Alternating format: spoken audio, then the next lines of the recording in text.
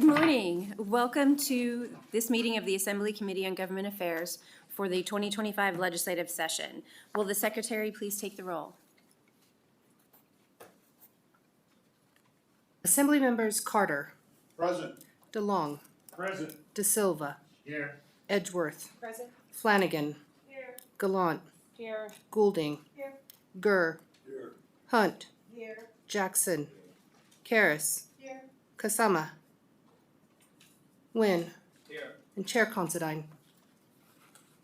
Present, and please mark Assemblymember Kasama absent excused.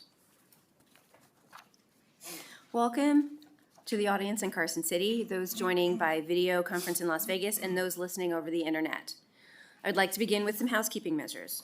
First, please silence your electronic devices. If you wish to testify, please sign in at the table by the door and provide a business card to the committee secretary. When testifying, please turn on the microphone and clearly state your name and any affiliation for the record. Turn the microphone off each time you are done speaking. If providing handouts, please ensure that hard copies are available for the members of the public.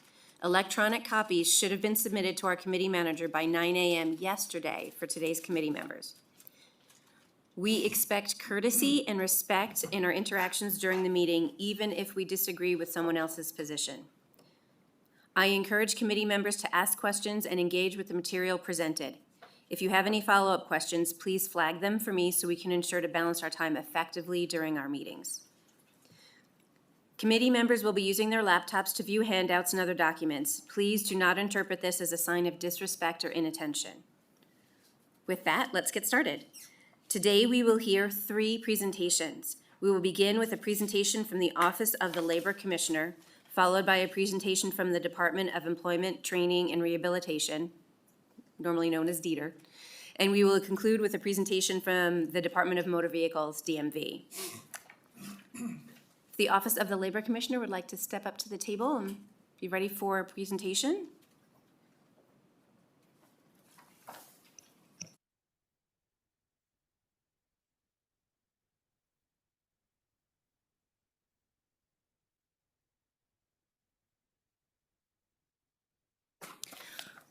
First, we have Brett Harris, Labor Commissioner, to provide an overview of the Office of the Labor Commissioner presenting from Las Vegas. Please go ahead whenever you're ready. Thank you, Brett Harris, Nevada Labor Commissioner, for the record. Thank you, Chair, for having me here today. Thank you, members of the Committee on Government Affairs, for having us here today. The Office of the Labor Commissioner has been my home for about 2.5 years now, and this is one of my favorite things to talk about, so I really appreciate the opportunity. Can everyone hear me okay? Yes? Okay, great. Yes, we can. So just to give a little roadmap, I'm going to kind of go over what we do in our office and then sort of what those numbers and trends have been that we've seen over the past biennium and where we're kind of looking forward to go in the future here. And I believe you guys, yes, have a copy of the presentation. Do I have to click anything to make it go to the next page? Okay. Good morning. Next slide.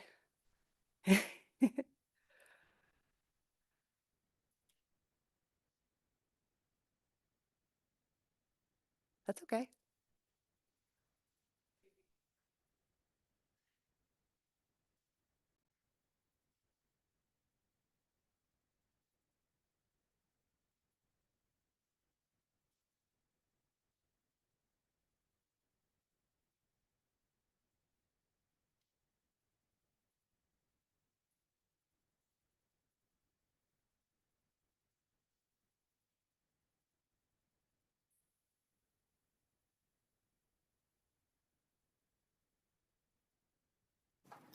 We're going to take a 1-minute recess.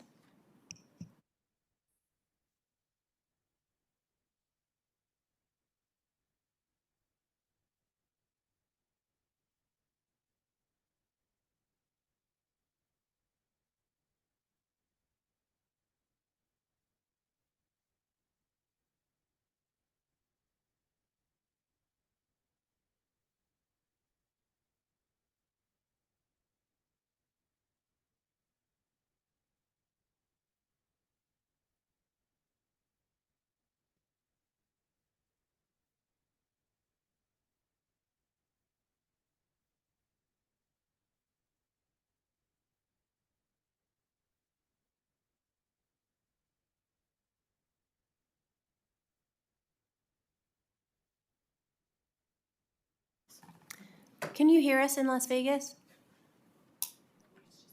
Yes, we can. Okay, great, thank you.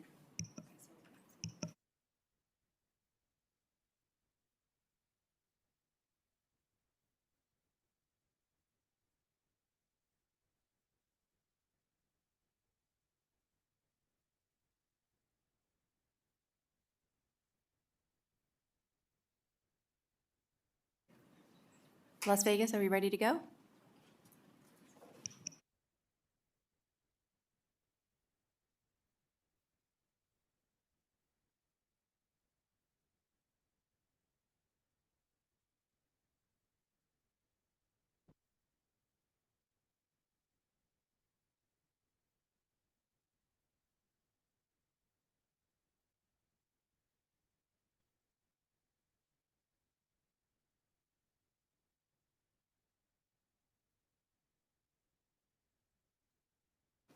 Commissioner Harris, you can proceed when ready. We're out of recess. We're back from recess. Thank you. Brett Harris, Nevada Labor Commissioner, for the record.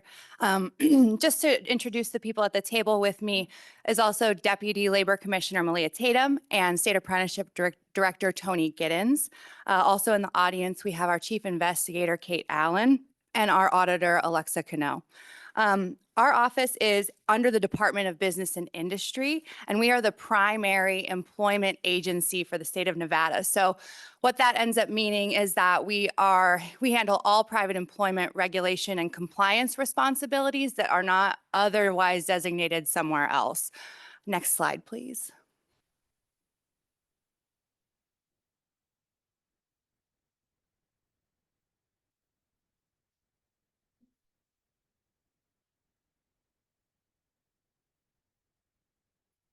That's okay.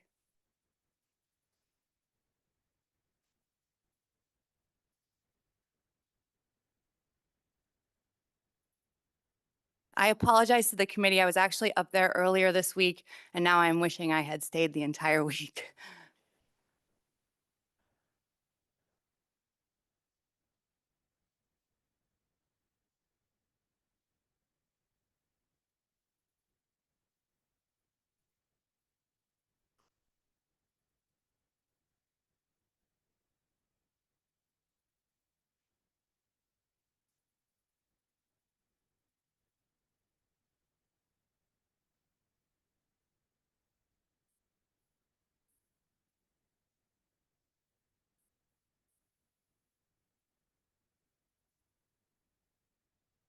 And if it doesn't work, I'm happy to proceed without the visuals.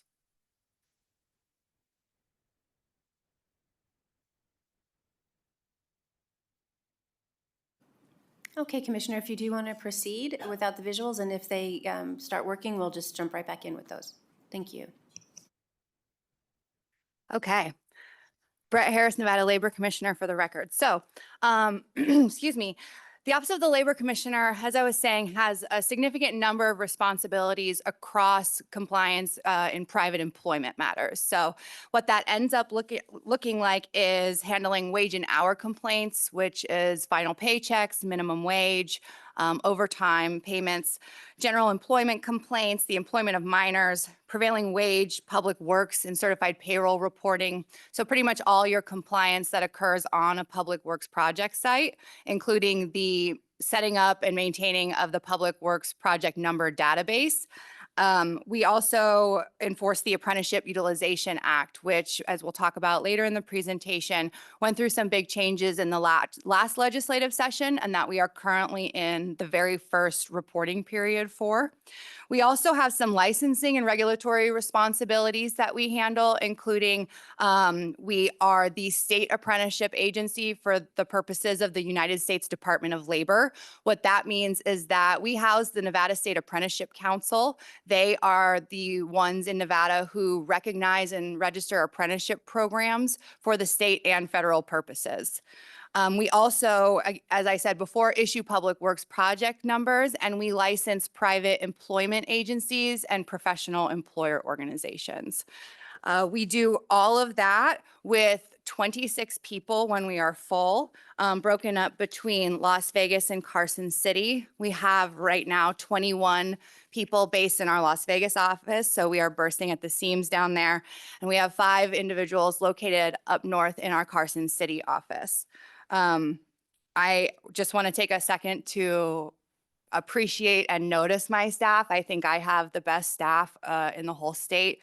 I know I'm very biased and I've never run another agency, but that is very much my opinion and I will stand by that. They work so hard. They rarely, if ever, complain. And when they do, it's usually very valid. So I just want to take a second to thank them because they are the reasons that we are able to do what we do, which you are going to see is pretty voluminous. So first, I want to talk about our responsibilities with wage and hour law. So wage and hour law is exactly what it sounds like. It's enforcing the payment of wages for the hours worked in Nevada. In Nevada, an employer must pay employees for all hours worked a minimum wage of $12 an hour. That is different when we're talking about prevailing wage, but we'll talk about that later. Wage and hour complaints are by far our most common type of complaint in the office. We get about 3,500, 4,000, 4,500 just of the wage and hour complaints, so not including general complaints a year. They can include violations for not paying overtime, again, not receiving final paychecks, unlawfully taking deductions out of somebody's paycheck, and not paying minimum wage. So those are the types of wage and hour violations we see.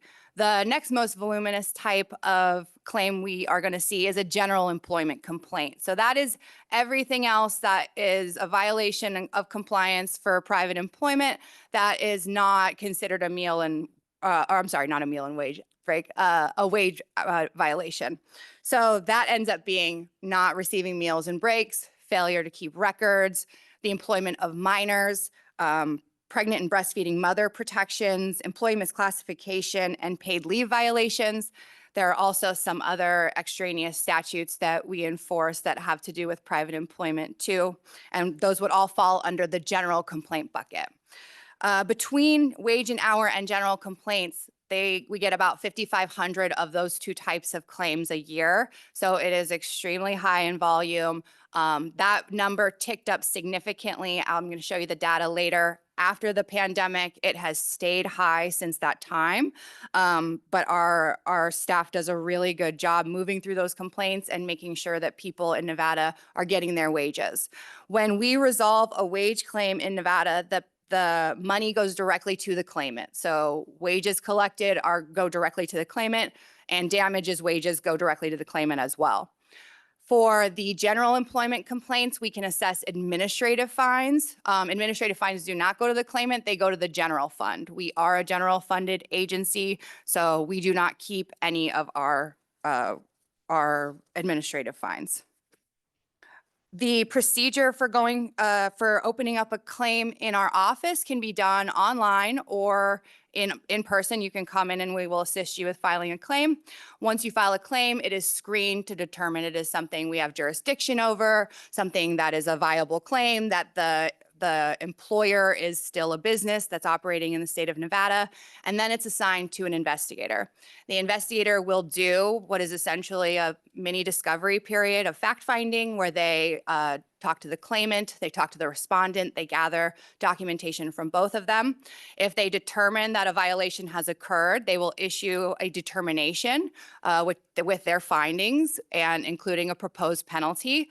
Oftentimes things can resolve there, they get paid, they get settled. Sometimes we don't even go to determination and an employer will just pay the claim or the matter will get resolved some other way. If an individual, either side, does not like the result of the determination, they can object to it. Then we go to pre-hearing, which is generally handled by the Deputy Labor Commissioner. And if they don't like what comes out of the pre-hearing or they cannot resolve it in pre-hearing, it will go to a full hearing, a full administrative hearing, where we will issue a final order. If we issue a final order and they don't like the results of that, then they have all the same due process rights that you would normally have in an administrative proceeding. And they can file a petition for judicial relief and go to the court. That's So when I'm talking about those types of complaints, we're talking about a lot of statutory and regulatory responsibility. So all of that is contained within the Nevada Revised Statutes 607, 608, 609, 611, 613, and we have a little baby responsibility in 614. Another completely different chapter of our responsibilities, which I have had the opportunity to speak with a lot of the committee members in this committee before, is our NRS 338 Public Works Compliance Responsibility. So when we're talking about public works projects, we are talking about public construction projects valued over $100,000 that are sponsored by a public government body to create some sort of public entity.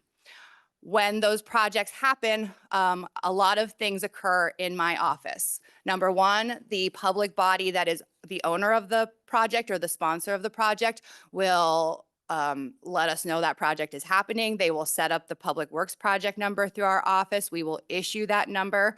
We maintain the status of the projects, the values of the projects, the contractors on the projects, the subcontractors on the projects. So we have a big database of all public works projects in Nevada at any given time. We issue about 1,000 public works projects numbers per year, and that is an ongoing everyday process that we do. From there, we also perform, well, actually, before we even do compliance on public works, another one of our responsibilities is to survey and set the prevailing wage. So in odd years, we collect data from contractors and subcontractors all over Nevada who worked on all types of projects, whether they are public or not, and they will submit to us the hours worked, the types of workers that worked for them, how much You they are paid, in the meeting now. how much they paid them. Can they hear me okay? Yes, we can. Okay. How much they paid those workers, including their base rate and their fringe benefits, and where those projects occurred. Then we compile all that data and we publish what's called the prevailing wage survey. And that's located on our website at all times. The fresh survey data goes up odd years, October 1st. The data is then updated in even years and published on October 1st. And all of that data contains within the 4 regions of prevailing wage in Nevada, the minimum rate of pay that you must pay to skilled workers on public works projects of particular types of classifications. So we survey and set that number, and then we enforce that number. So in addition to making sure that the workers on public works projects are being paid the appropriate prevailing wage or being paid prevailing wage, we also handle the compliance for certified payroll reporting and the Apprenticeship Utilization Act. Certified payroll reporting is very straightforward. It's one of the only straightforward things in public works compliance, but basically a contractor or subcontractor who works on a public work must submit their certified payroll reporting by the 15th of the month following the work done. And then there is a penalty if it's late. The Apprenticeship Utilization Act is a mandate that that contractors that employ workers on public works projects also employ apprentices on public works projects. The reason for that is that we want to make sure that we have a trained and skilled workforce to build future generations, roads, buildings, and good public works. If we require that contractors train the next generation, then we can guarantee that we maintain that high level of skill. So the Apprenticeship Utilization Act was introduced into law, as many of you know, it passed in 2019. It was effective January 1, 2020. And we used to receive Apprenticeship Utilization Act complaints or by complaint. So there was a requirement that if a contractor had more than a certain number of workers of a particular type of classification, that they would then have to employ apprentices for a percentage of those hours. In 2023, Senate Bill 82 changed that requirement to require all contractors and subcontractors who work on public works projects to report the hours worked in each classification that they work and the apprentice hours worked that they employed apprentices on those public works projects. Now, the responsibility to employ apprentices or the requirement to employ apprentices only kicks in if a contractor employs workers for at least 400 vertical hours of construction or 800 horizontal hours of construction in any particular classification. But the new law does not exempt anybody from actually having to report. So we are currently in the very first reporting period. This law went into effect January 1, 2024. It's an annual requirement. So they are currently reporting their 2024 hours. Those hours are due to be reported by February 15th of 2025, which is a weekend. So we will extend it to February. Then there'll be a holiday. So we'll extend it to February 18th this year. But we're in that very first reporting period. We used to get about 100 AUA complaints a year. You can imagine when no contractor is exempt from actually having to report under the bill that the number of reports we anticipate getting is very high. It's in the thousands if everyone were compliant. The other part is that obviously we have had to make great efforts to educate everyone about making sure they know they have to file these reports and that they get them filed. And so my biggest concern in sort of looking the numbers and looking at things come in is that we're going to have a big issue with compliance the first year. I also know from the prevailing wage survey that it's very possible that lots of people are waiting until the last week to do it. And so we will sort of see in 2 weeks whether or not that's the case. Next, I want to talk a little bit about the Nevada State Apprenticeship Council. And again, State Apprenticeship Director Tony Giddens is here with me today. Apprenticeship Director Giddens was my first hire in this office, and boy, has she been a good one, because she came in November of 2022, and she has really made this her own. The number of apprentices in this state has grown. The number of programs in this state has grown. She has worked very closely with a lot of these programs. I call some of them homegrown. We have a teacher apprenticeship program in Nevada that is now the second largest in the country. The culinary school has an apprenticeship program, very unique. She is currently working with different educational institutions to start unique apprenticeship programs that don't exist anywhere else in the country. And so we put a lot of pride in working on creating a pathway to professions that is not cost burden for the people in Nevada. And we do that through the Nevada State Apprenticeship Council, which ultimately they are the ones who make sure that these programs comply with apprenticeship and are true apprenticeship programs so that they are truly to the benefit of the people that enroll in them. And that when those people come out of those programs, they have real careers. And she's just done a great job, and I want to recognize her for that. We're getting to the end of our responsibilities, I promise. We also do licensing, as I spoke about before. We license private employment agencies, which is kind of like a staffing agency, and we license professional employer organizations, which is businesses that provide compliance services for other businesses like HR, payroll, that kind of thing. We have lots of like bulletins, guides, required postings, those kind of things for employers can all be found on our website. My chief assistant, Eileen Waltz, she keeps our website up to date. She keeps those postings up to date. Our website is a treasure trove of information. If you are ever curious about what we do, I recommend that being the first place to start, because you will just see how much information we try and put out there to help and support citizens of Nevada. Additionally, you can email us. We have several public email addresses to communicate about general questions, public works questions, those licensing questions, the Apprenticeship Council, the Apprenticeship Utilization Act, of course. You can request an advisory opinion from me, and I will write that myself. I get those all the time. We do lots of training and outreach and educational seminars. We try and be out in the community, because I believe in preventative labor care. I do not need more claims. I have plenty. And so we like to try and help people with their problems on the front end if we can.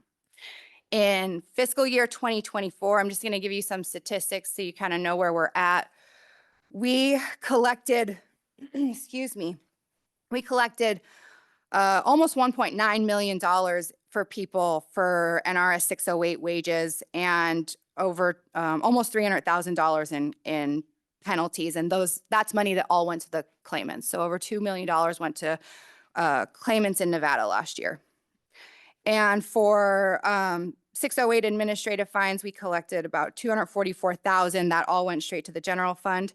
For NRS 338 claims, excuse me, we have a new chief compliance officer. Her name is Kate Allen. I shamelessly, and they're probably listening. I shamelessly stole her from Carson City Compliance, and she's excellent. She's got 18 years of public works compliance experience, and she's tripled our wages collected in the public works space.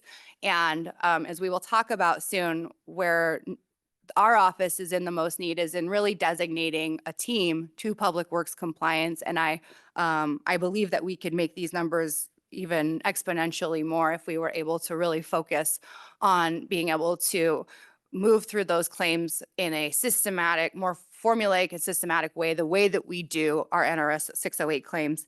But regardless, the numbers for that were $726,000 or almost $727,000 in wages collected for 338 claims, and that was out of 191 claims.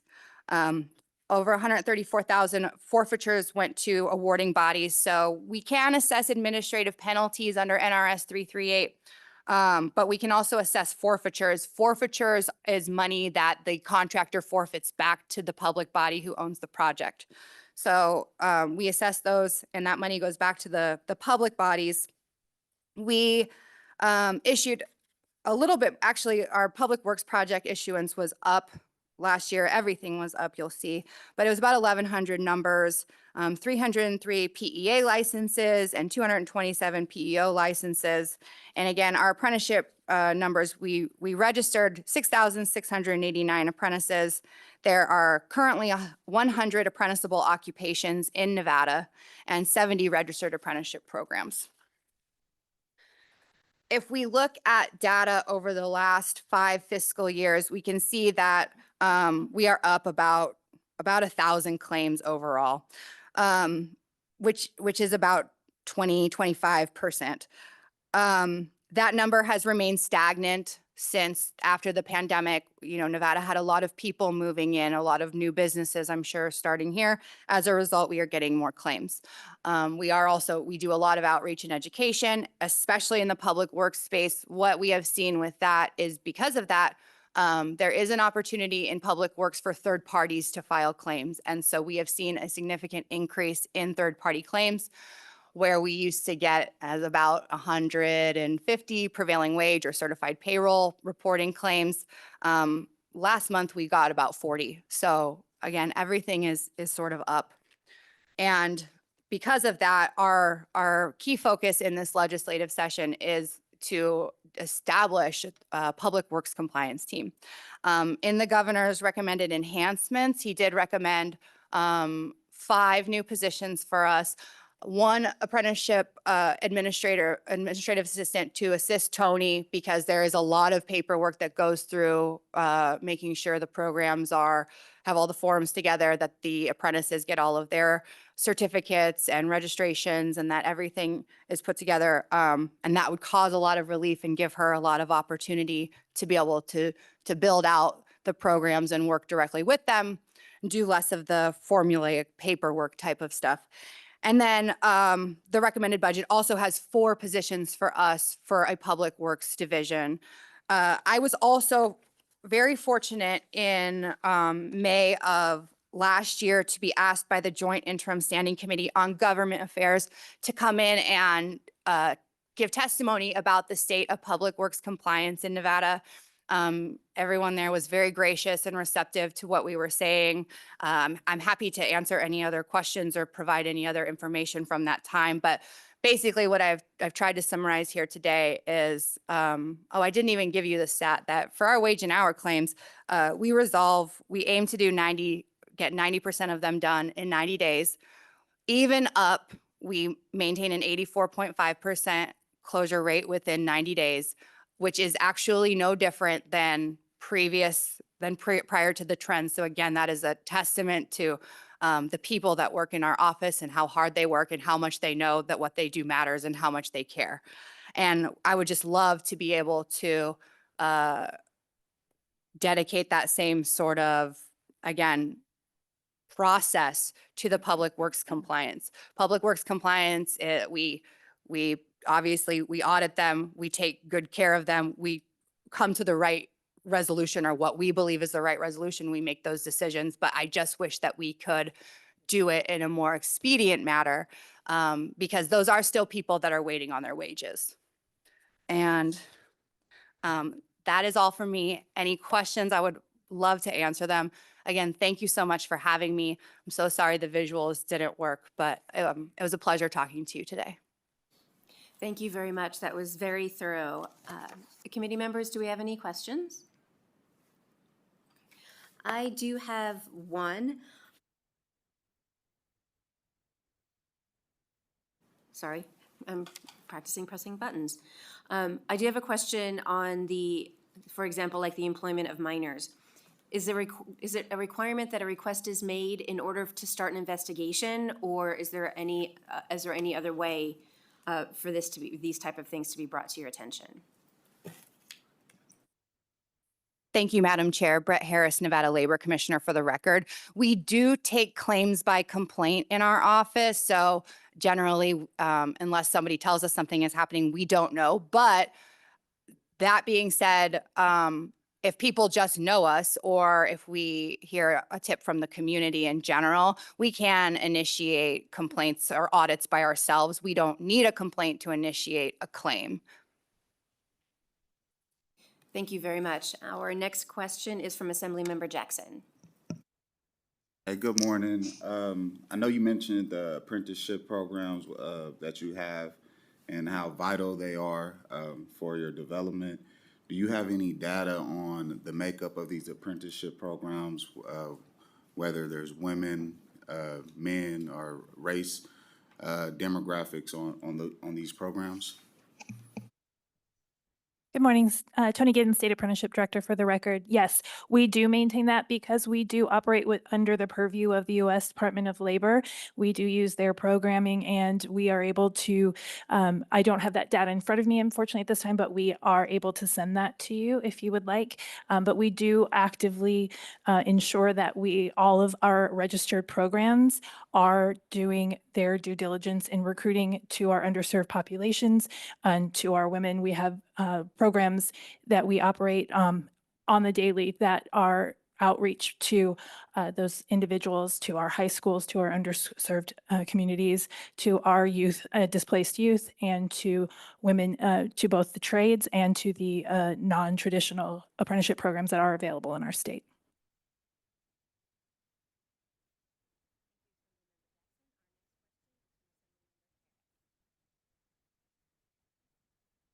Thank you, Chair Considine.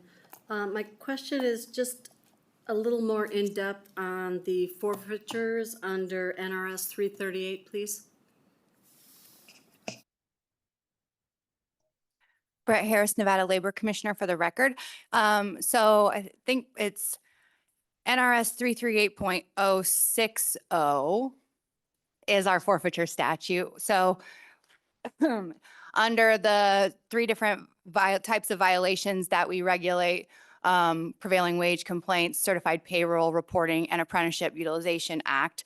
If you do not comply with those things, then you are subject to forfeitures on a sliding scale of up to $50 per day that you fail to comply.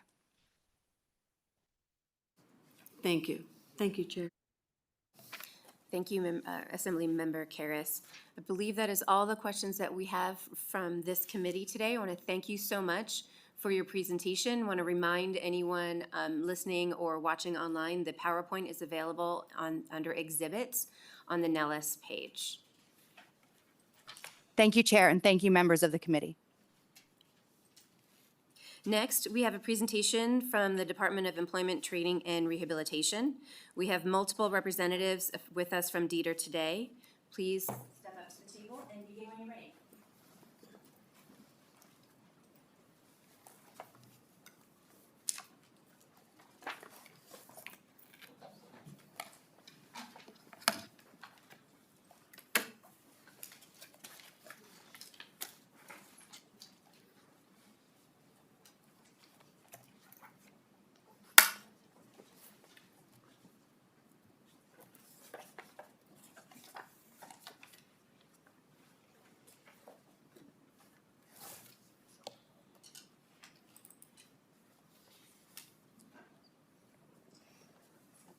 Good morning. For the record, my name is Christopher Sewell. I'm the Director of the Department of Employment, Training, and Rehabilitation. Madam Chairman, thank you for having us here this morning, and members, thank you for having us here this morning. Our slide deck is rather long and lengthy. However, I guarantee you we will not go over each and every slide. A lot of that is for your information so that you can read through that, and if you have any questions after our presentation, please, we'll be ready to stand for questions. And also, if you're reviewing that when you can't sleep at night, you can always email us and with your question also. So I'll just go ahead and get started. One housekeeping measure on the slide deck, page numbers are in the upper right-hand corner. So that way, if we need to discuss a specific slide, you can reference the slide deck. DETR's mission and vision. DETR, basically the mission of DETR is the Nevada's lead workforce development agency. We are the workforce designated agency from the Federal Department of Labor. So we run workforce. We are the key agency in the state that runs workforce. We basically have our employment security, Office of Workforce Innovation, our Rehabilitation Division, and our Nevada Equal Rights Commission. And they all work together, and that's something that you need to know. They all work together, and I think at this point in time, and I'll introduce my team here in a second, and the team supports each other, and that is something that I strive for and they strive for. But we, as I said, we are the workforce development department for the state, and we have areas in the state, everything from our Employee NV hubs, which used to be the Job Connect, it's now Employee NV hubs, our business hubs, one-stop American Job Centers, and those are also manned with not only individuals from our workforce, but individuals from our rehabilitation division and individuals from Health and Human Services. So it's a one-stop, so that if individuals need to go there, they can get more than just one service. And our administrators will be going into some of those things during their parts of the presentation. DETR overall has 944.5 FTE. We're a big agency. Our overall funding is 46.5% federal, 3.5% general, and other funding is 39.5%, and our cost allocation is 10.5%. So primarily our funding does come from the federal government. I know this is in a budget committee, but I just wanted to make sure you guys know, where we get our funds and how big we really are and what we're going to be doing. The organization is broken up again into the Employment Security Division, the Rehabilitation Division, and the Nevada Equal Rights Commission. Those administrators will go over sort of some of the things that they do and how their divisions are broken up. And I'm going to stop here and say something that I always say. I've said this in finance hearings and things of that nature and everywhere I go. I'm just a temporary captain of the ship as a director. The people I'm going to introduce are the ones that do the real work. They're the team. They're the experts. They're the miracle workers. And without them, Dieter would never be where it is today. I want to introduce my team behind me, and there's three of them at the table in Las Vegas. And I'll start with my Deputy Director of Operations, Josh Marhevka. He runs all of the operations aspect of Dieter, including our financial management.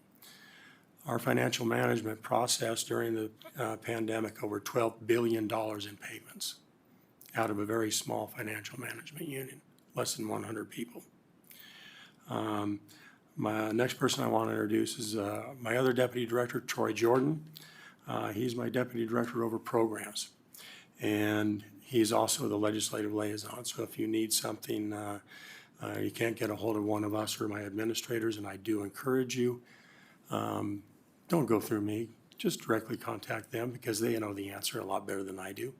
And then the next individual I want to introduce is Christine Nelson. She's sitting next to me. She's my administrator of the Employment Security Division, our largest division at Dieter. In Las Vegas, I have Drazen Elise. He's my rehabilitation administrator.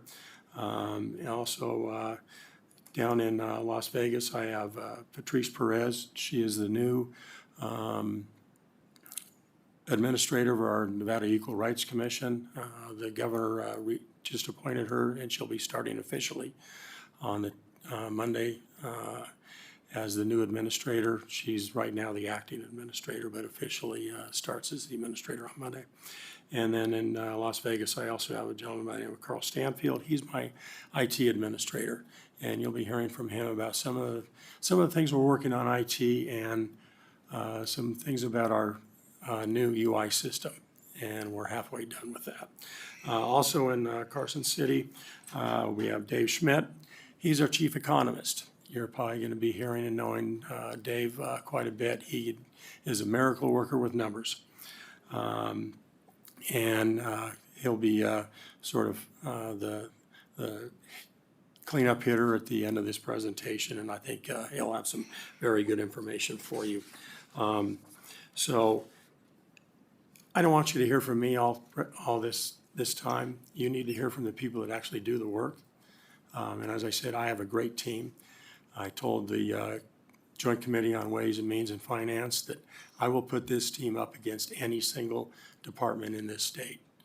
And because they work great together and they really do the job that needs to be done for Nevadans and your constituents. So I'm going to turn this over to Drazen Elise. He's my administrator of our rehabilitation division, and he's down in Las Vegas to go over what his division does. Thank you, Director. Good morning, Madam Chair, members of the committee. My name is Drazen Ellis, and as Director said, I serve as the administrator of the Rehabilitation Division. Also with me in the Northern office are our Deputy Administrator of Programs, Michelle Merrill, and Deputy Administrator of Operations, Bert Martinez, my two amazing colleagues. And if we have any questions later on, they'll be able to assist me with those as well. In short, the Rehabilitation Division assists individuals with disabilities to obtain economic independence. That's accomplished either through assistance with employment, that's our Bureau of Vocational Rehabilitation, Bureau of Services to the Blind, and Business Enterprises of Nevada program, or assistance with obtaining Social Security benefits, which is done through our Bureau of Disability Education. In this presentation, I will focus on the work of VR Nevada, that is our Bureau of Vocational Rehabilitation and Bureau of Services to the Blind, Visually Impaired, who provide the essential services necessary to assist individuals with disabilities to obtain, to work in competitive integrated employments and achieve self-sufficiency. This is done under Title IV of the Workforce Innovation Opportunity Act, or VOA 2014. Our portion of the rehab's portion of the deck is from the slide 6 through 21, and it contains a lot of information about what the agency does and the manner in which the services are provided. It also includes a few client success stories, and you can find many more of those also on our website, vrnevada.nv.gov. In the interest of time, I will just pause on a few slides. It'll be more than happy to answer any questions about the presentation. In essence, the role of the VR is to help people with disabilities find jobs. And in state fiscal year 2024, we have served 7,339 clients. This is about 1,200 client increase from the previous state fiscal year. 481 clients have achieved competitive integrated employment and with an average wage of $17.74 per hour. Also over the past 3 years, the agency has experienced a historically high increase in new applications. And these increases have been consistent and are now reaching about 229% increase over our applications numbers in 2021. Also, because of the complexity of our and individualized nature of our services that we provide, our cases are open on average of about 645 days, so over 2 years. The other aspect of our services that I wanted to focus on is our pre-employment transition services, and this is the earliest set of services that VR provides. These are services that are provided to students with disabilities starting with the age of 14 through 21. On this page, you can see the types of services that are provided and the numbers of students that we have served and they have participated in state fiscal year 2024. The services are provided across the state, including all rural districts as well. One project that I also wanted to highlight is our Nevada TRIP project, which we are partnered with Nevada Department of Education and 8 other community and government partners. And we have received a federal grant of $10 million to create a website and essentially map out services that are available for students with disabilities and their families ages 10 through 21.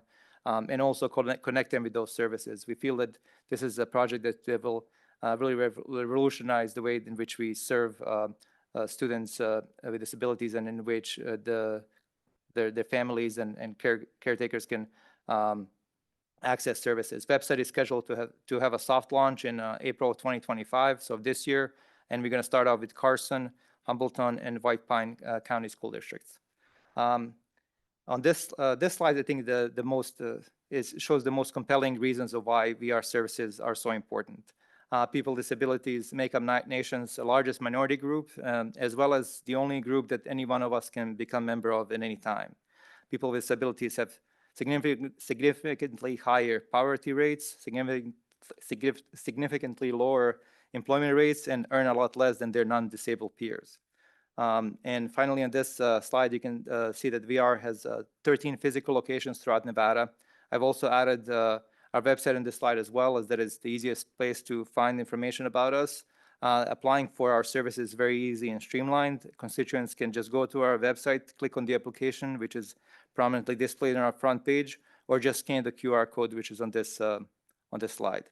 And now with that, it is my pleasure to introduce our next speaker, my amazing colleague, Christine Nelson, Administrator of the Employment Security Division. Thank you, Administrator Ellis, Madam Chair, Vice Chair Nguyen, members of the committee. For the record, I'm Christine Nelson, and I serve as the Administrator of the Employment Security Division at DETR. Before I get started, I'd like to take time to thank my deputy administrators, Patricia Allender, who oversees the unemployment insurance program, and John Perel, who oversees the workforce program in the state. They're online and watching and serving citizens at the same time, so thank you very much. This morning, I'll provide a high-level programmatic operational overview of DETR's Employment Security Division that will help inform this committee for when you're meeting with your constituents. Hopefully, the information that I provide today will help you when those constituents call. And as Director Sewell mentioned, if it doesn't, just give me a call and we're happy to help. That's what we're there for. The Employment Security Division, which I'll refer to as ESD, oversees 2 large programmatic areas: the state's unemployment insurance program and workforce development, which includes the Office of Workforce Innovation. Unemployment insurance is a joint state and federal program that provides cash benefits to eligible workers. As the designated grantee, DETR receives federal funding from the U.S. Department of Labor to administer the UI program in the state. And the UI taxes that DETR collects fund the UI trust fund that provide those benefits. At a 10,000-foot level, the diagram on this slide, and it's not showing, but there's a diagram in your packets that shows the life of a UI claim. Most of the calls that we get from the legislature and from constituents and others has to do with, where is my claim? How does this work? And so this slide provides you with that information. One of the major initiatives in this biennium includes the the state's UI tax system. It's a new tax system that we're modernizing, and it's known as NUI.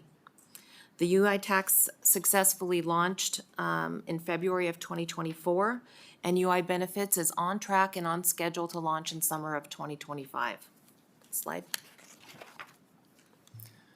ESD's second largest program is Workforce Development, which includes a number of federal and state programs that ESD administers that provide a combination of workforce and training resources, including but not limited to employment services to individuals and businesses, training resources and supports that include vocational classroom training, and supports that include academic enhanced training and training-related expenses, such as work cards, tools, safety equipment, uniforms, anything else any individual needs to start and maintain work.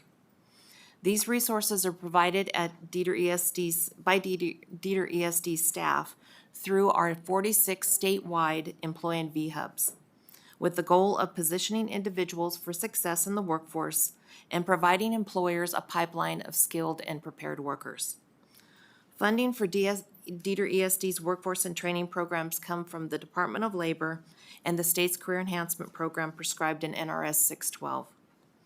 I've included in your packets today a document called WIS Technical Assistance Guide that outlines in a white paper format every single workforce program that we administer in the state. Slides. The next 6 slides, and I won't read through them, are testimonials from individuals and businesses who have received our services at the Employee and V-hubs and through the workforce system. In respect of time, I won't read through these, but I wanted you to have some sort of demonstration from the clients that we serve. And those slides will go 24 through 29, so you can go to 30. Moving on to the Office of Workforce Innovation, I'll be presenting for Executive Director Marshall Sneed this morning.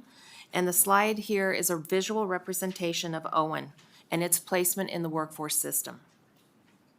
Dieter is excited to reintroduce you to Owen, which was created by Governor Sandoval via executive order in 2016, then codified into statute in NRS 232 in 2017, and has been under Dieter's administration since 2021.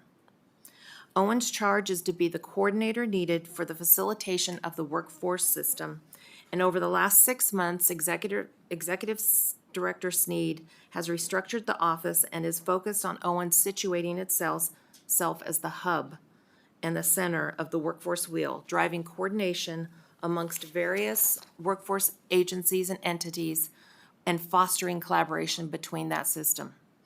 Owen has transitioned out of the programmatic grantee role that it became over the last few years and will not be the grantee or co-grantee on any future federal grants.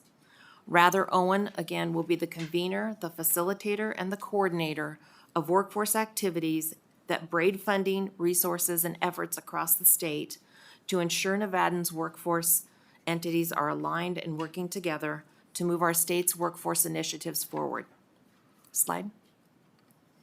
The next 3 slides provide resources for you, again, to use when you're working with your constituents on where you can find both unemployment and workforce development resources. This concludes my presentation of the Employment Security Division, and I'm happy to answer any questions this committee may have. Thank you. Is that the end of the presentation? For the record, Chris Sewell, Director of Dieter, no, we still have a couple more presenters if we want to just continue, and we can do questions at the end. That's, yeah, if you want to continue with the presentations, we'll go to questions at the end. Thank you. Chris Nelson for the record. So I'd like to introduce next Patrice Perez, who is the acting administrator, come Monday, the administrator of the Nevada Equal Rights Commission. Thank you, Administrator Nelson. Good morning, Madam Chair and members of the committee. Patrice Perez, currently acting administrator for the Nevada Equal Rights Commission. So what I'd like to do this morning is just give you a little idea of what NERC does. NERC is a natural fact-finding agency that investigates complaints of discrimination in employment, as well as discrimination in housing and places of public accommodation. NERC also conducts outreach and provides training to Nevada businesses. The agency also works with the Federal Equal Employment Opportunity Commission, also known as the EEOC, and through the work-share agreement, NERC receives credit for each employment case that it closes. So when a claimant feels that they were discriminated against, they can file a complaint by visiting our website and registering online through the portal. Once they complete their registration and the pre-screening, there's a series of questions that they have to answer pertaining to their particular situation, and a charge is then formalized and served on the respondent, be it an employer, a housing facility, or a place of public accommodation. Now, besides having investigators, and we have 8 investigators currently, NERC also has a full-time mediator, as some claims go through the mediation process, which is a voluntary program that we have, and of course depends on whether the parties agree to mediate. If a mediation is not held, or it's held and it's unsuccessful because the parties just couldn't come to an agreement, the case is then goes into investigation, excuse me. The investigators will then make a determination of whether there's probable cause or no probable cause in the case. Where there's a finding of no probable cause, the case is then closed and a claimant is afforded the opportunity to appeal the decision. Now, in employment cases where there is no probable cause findings, a charging party is allowed to ask for reconsideration of the determination, and that comes to the NERC administrator. They also get a second chance of appealing the determination by asking for a substantial weight review with the EEOC. In cases where we do find probable cause, the case is then submitted to our Deputy Attorney General, who reviews the investigative report and the case and will either agree or disagree with the investigator's findings. Now, when the DAG does agree with the probable cause finding, we then will attempt to settle the claim on behalf of the claimant through conciliation. In cases where it involves employment, if the conciliation fails, the case will then be forwarded to the EEOC for further processing. So what EEOC will do is they'll either try to conciliate, or they'll file the suit on behalf of the claimant, or issue the claimant a right to sue so that they can then go to court and file their claim. I stated earlier that we do try to settle cases. So for instance, for state fiscal year in 2024, NERC was able to settle cases and give back almost $1.5 million back to Nevadans. So we're happy that we can do that for our citizens. In closing, I just want to say that we do have 2 offices. We have one in Las Vegas and one in Reno. Thank you for allowing me to explain a little bit of what NERC does. And with that, I'd like to pass on to Deputy Administrator Joshua Marhevka. Thank you. Thank you, Patrice. Good morning, Madam Chair and committee members. My name is Josh Marhevka. I am the Deputy Director over Operations for DETR. In this division, we house financial management, we house HR, we have our public information officer, we have operations management that oversees all of our facilities statewide. We also have our IT division and research and analysis bureau. These are all of the components in the department that work behind the scenes to keep all of the programmatic aspects working fluidly and very efficiently. And we don't know what we would do without them. We are literally our own little city, so to speak. We're very self-functioning. This is a very well-ran group of individuals that keep us running. I'm happy to ask any questions at the end if you want any more detail. And with that, I would like to pass it off to the most innovative IT guy in the state, Carl Stanfield, our IT administrator. Thank you. Thank you, Josh. Good morning, Madam Chair, committee members. Thank you for having me here this morning to speak. Before I begin, I'd like to reach out and give a thanks to my Chief IT Manager, Lakshmi Boka, for her continued dedication to the state of Nevada of over 20 years, as well as the ITD, Information Technology Division staff that helps to continue to provide service not only to DETR, but for the citizens of Nevada. ITD, Information Technology Division, is organized into 4 primary functional units: Information Systems and Applications, Customer and Operations Support Services, Technical Services, and the IT Project Management Office. Each one of these divisions or functional units is also broke down then again in order for us to provide the technology infrastructure, support, and security throughout not only Dieter, but the entire state of Nevada. Slide, please. On the next couple of slides, this speaks to some of our current and past accomplishments throughout Dieter in the Information Technology Division. One that was mentioned earlier was our NUI, innovative new software for the state of Nevada that will provide top-level service for all the citizens and employers throughout the state. I won't go into each line of the slide. With that, I would like to hand it off to our chief economist, David Schmidt.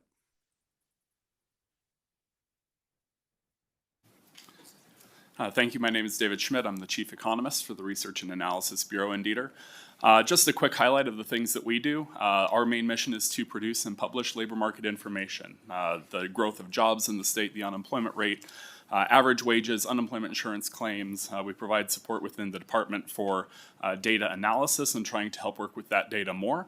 One example of this is we're working with the Office of Workforce Innovation to help with the Empower program. Empower is the state's longitudinal data system to combine data from, among other agencies, the Department of Education, the Nevada System of Higher Education, and the workforce data that we have to enable reporting and research to help support using the data that we have within these different agencies to evaluate outcomes and to look for programs that are effective. One example of this, UNLV recently got a $1.2 million 5-year research grant to look at the co-requisite enrollment reform of 2019, I believe. This was in part helped by a research grant through the Empower program of about $50,000 to take a look at the impact to students of changing from a remedial enrollment program to co-requisite support to help get people into math and English programs more quickly. And they were able to leverage the demonstration of the effectiveness of the data that we have to get a much bigger, longer-term grant to take a look at that data in more detail. And you can see the research that we've done and is available up on the website through the links there on the page to the Empower program. We're also working to better use the administrative data that we have to take the information that's available and find ways to turn it into something useful that has a beneficial context and can help display what's going on in the local areas. And so we just recently launched for the benefit of the session here, a list of reports that show for every Assembly and Senate district in the state what are some of the details that we have. AB 354 in the 2017 session required us to take a look at when different demographic groups at the county level have higher rates of unemployment by one of 3 different measures. We've taken that concept and applied it to individual districts using data from the Census Bureau. And so this is an example of one of those reports that shows you for each district what are the groups that have higher rates of unemployment within that district, and then what are the groups that have lower rates of labor force participation, because these are both very important measures. When are people not working, but when are people not necessarily engaged with the workforce? Because if you're unemployed, you are actively looking for work. If you're outside of the labor force, you are not even looking for work. That's the big difference between these two. And so the first 2 tables in this report will show you for each district who are those groups and how do they compare.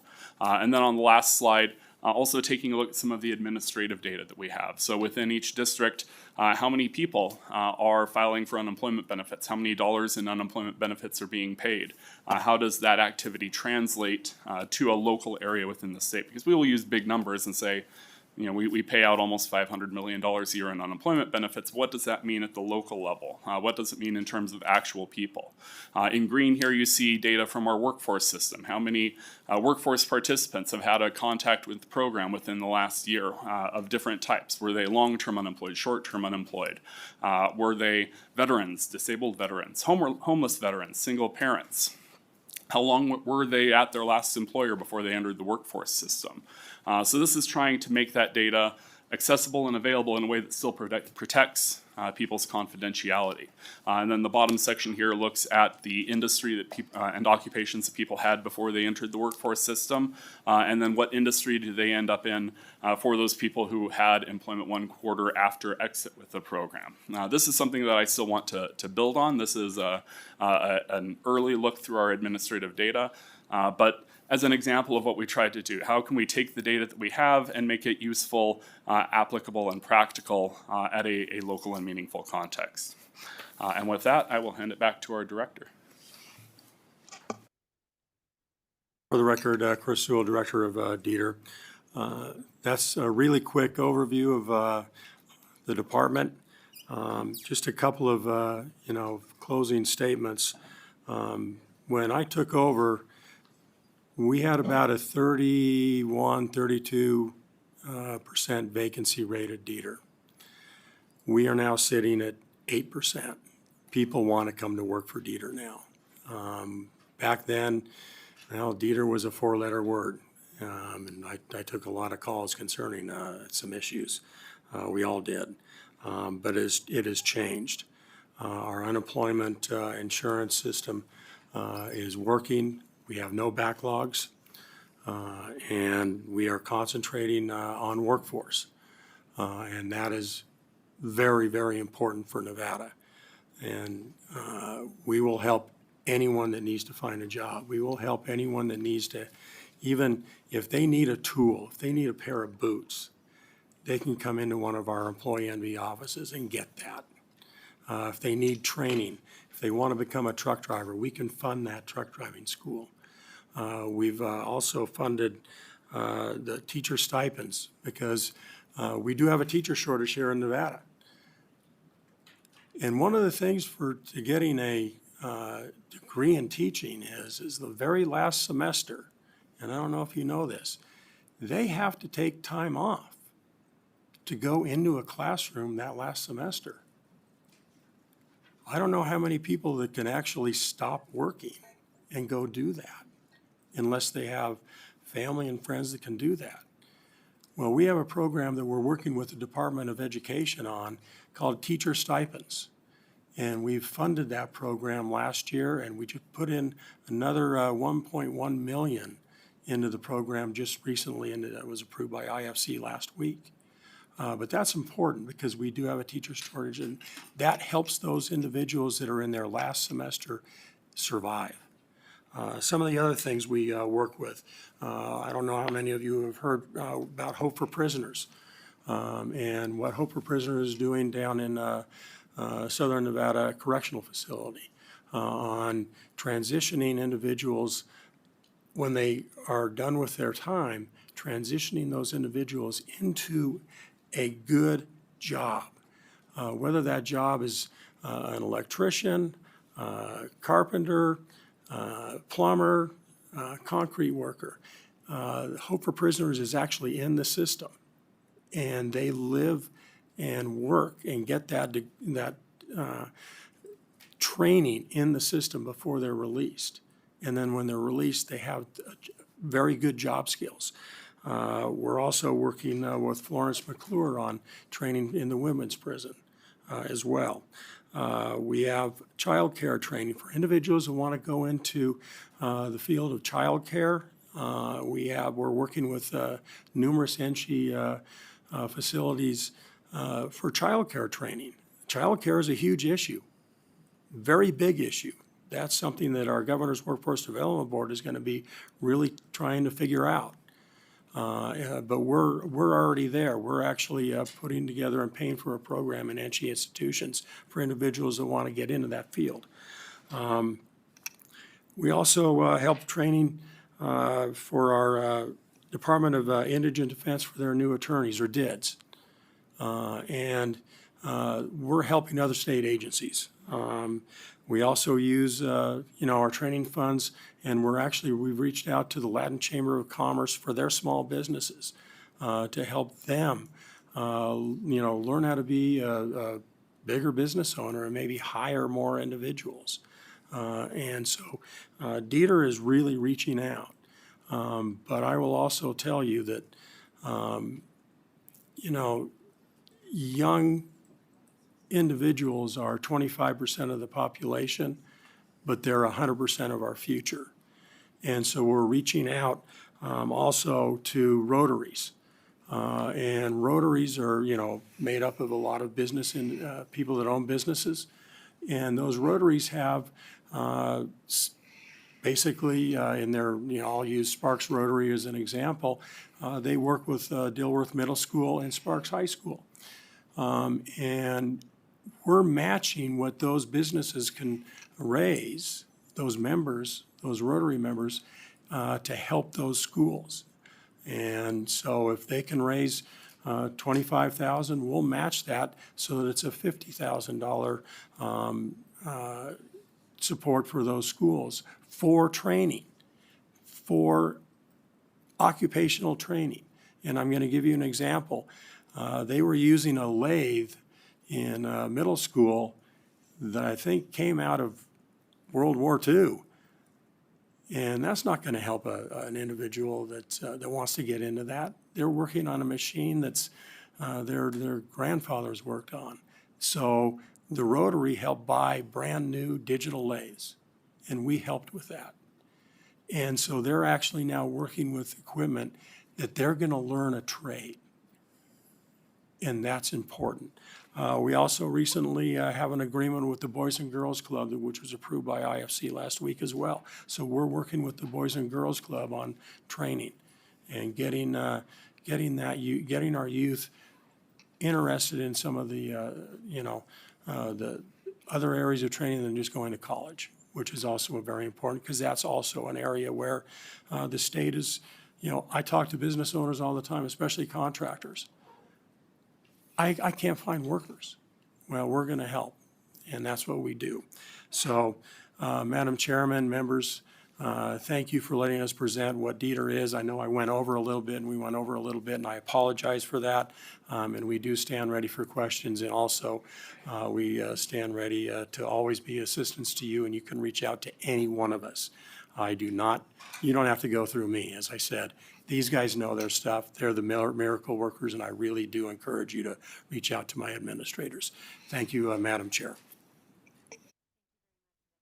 I know there was a lot of different subject areas in that presentation, so our questions might be coming from different directions. Our first question is from Assembly Member Hunt.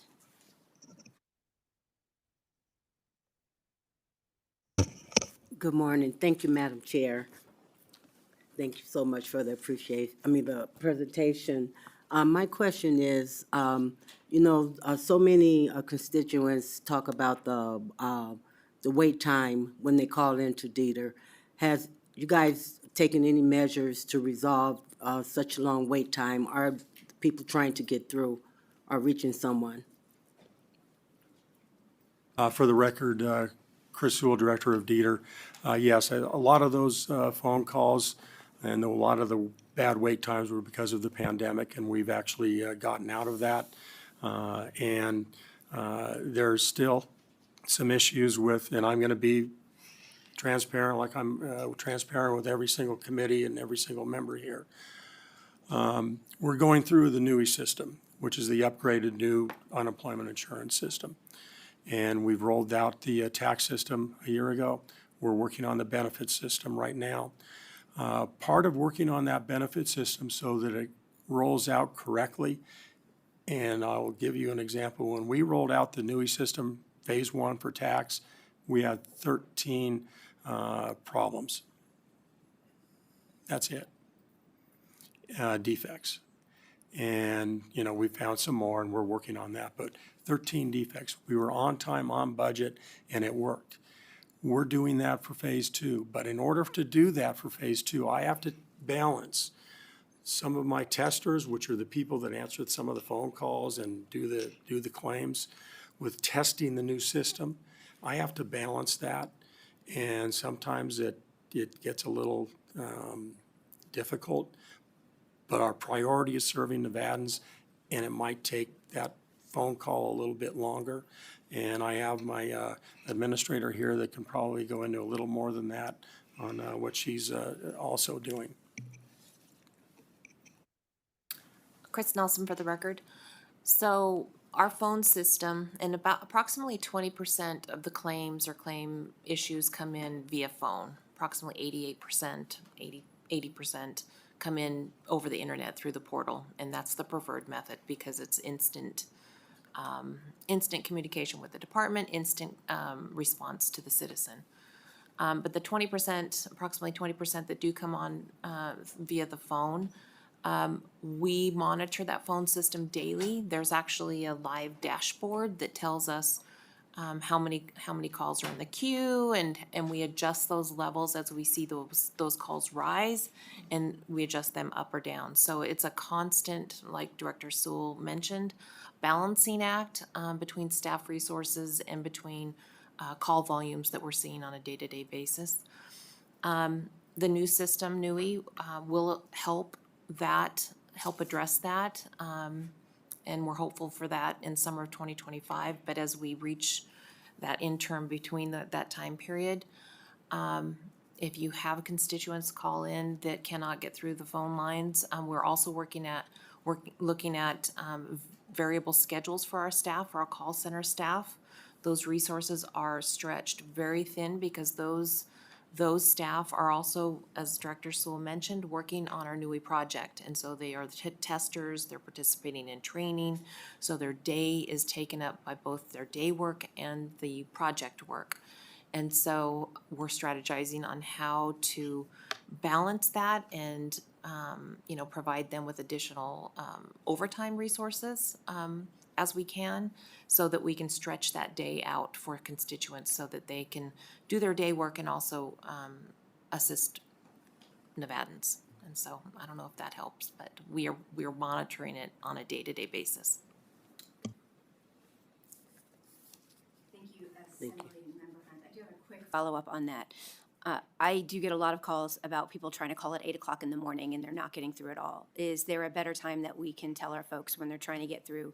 Because they did try to apply online and they said call because there's an issue or whatever issue. Is there a better time during the day that people should call instead of everyone trying to call first thing?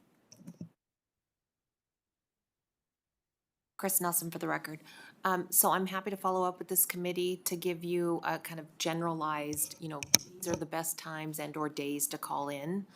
I don't know off the top of my head if there's a pattern per se, but I'm happy to follow up with the UITIC Center staff and provide this committee with that information. Thank you, that would be really helpful. Appreciate it. Our next question is from Assemblymember Goulding. Thank you, Madam Chair. Where's the funding coming from for NERC? Is that federal or state? For the record, Chris Sewell, Director of DETR, funding from NERC is general fund. It's 100% general fund. State money. Thank you, Assemblymember Goulding. Our next question, actually she has two, is Assemblymember Flanagan. Thank you, Madam Chair. Good morning. Thank you for being here. My first question is I have gotten some reports or comments back that people will apply for their unemployment, be issued their funds, and then for whatever reason, be advised that they were wrongly awarded and asked to repay those funds. Can you talk about that? What is that about? For the record, Chris Sewell, Director of DETR. Yes, those are overpayment. That's what we call overpayments, where they were issued funds and they would have an overpayment.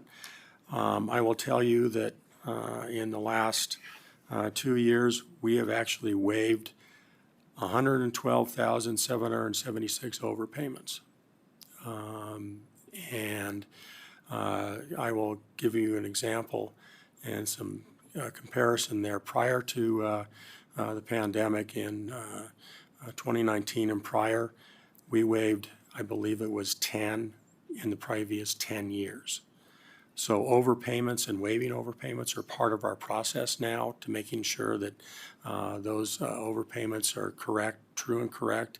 And if there's an issue with a claimant, that the administrator can actually waive those overpayments if they can't, have a hardship or something along those lines.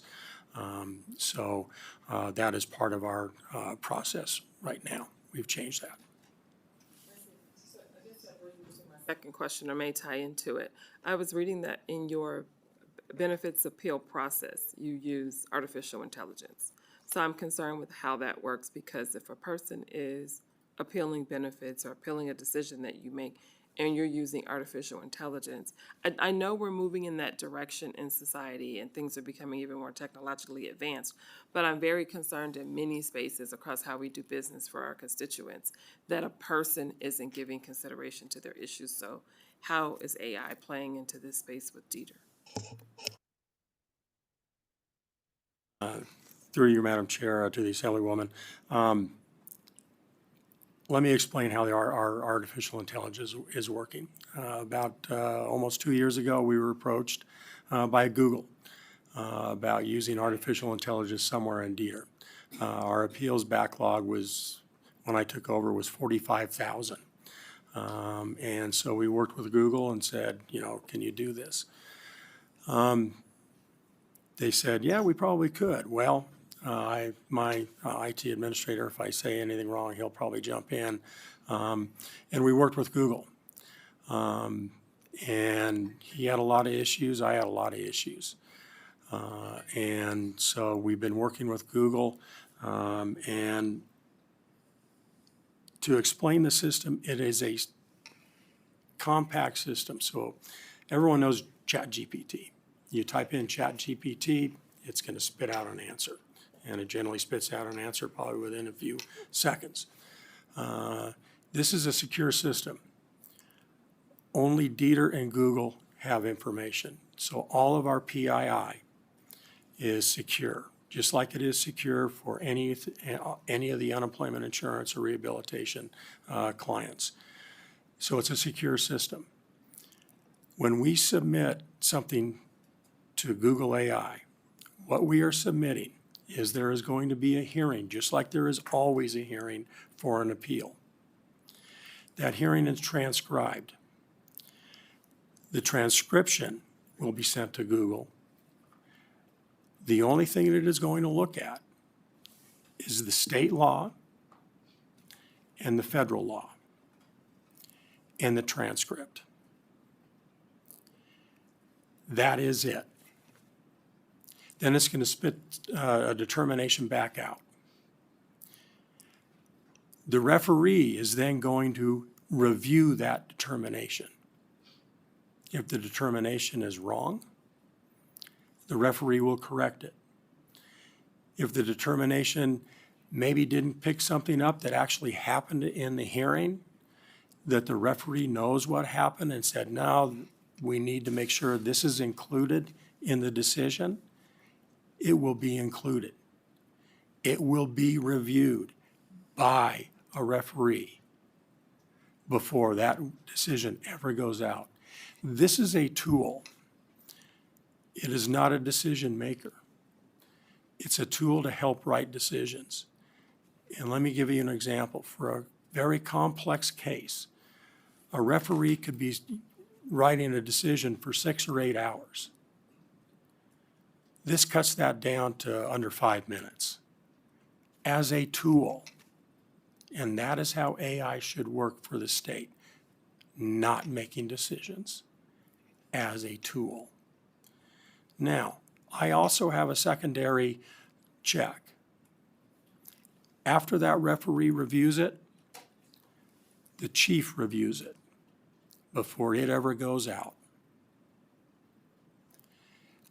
Before I turn it on, and it is not on, we are continuing working with Google. I believe it's probably going to be turned on here in the next 30 or 60 days.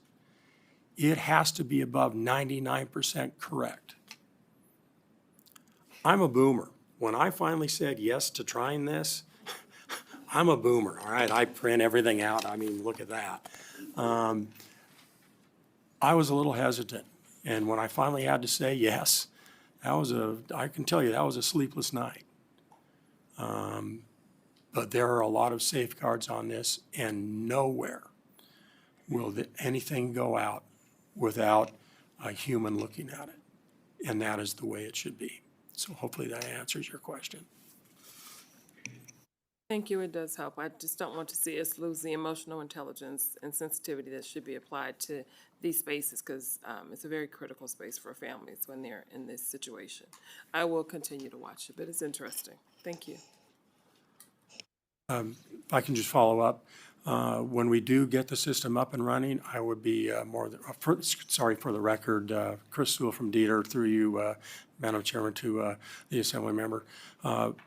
When the system is up and running, I would be more than happy to have a presentation, and you can come over to our office and you can actually see how it works. I'll do that for any member of the legislature, and we'll probably also do that for any member of the press so they can see it, because I want to be transparent. We're a transparent agency, and people need to know. So that is, when it is up and running, I'll let the committee know. Thank you, Assembly Member Flanagan. We are running a little short on time, but I want to get through some more questions. So you can have kind of shorter, succinct answers. Our next question is from Vice Chair Nguyen. Thank you, Chair, and thank you, Director. Good to see you again. Actually, I have my question is for Administrator Nelson, so I'm sorry you have to go back and forth to the table. I think you might just want to sit there.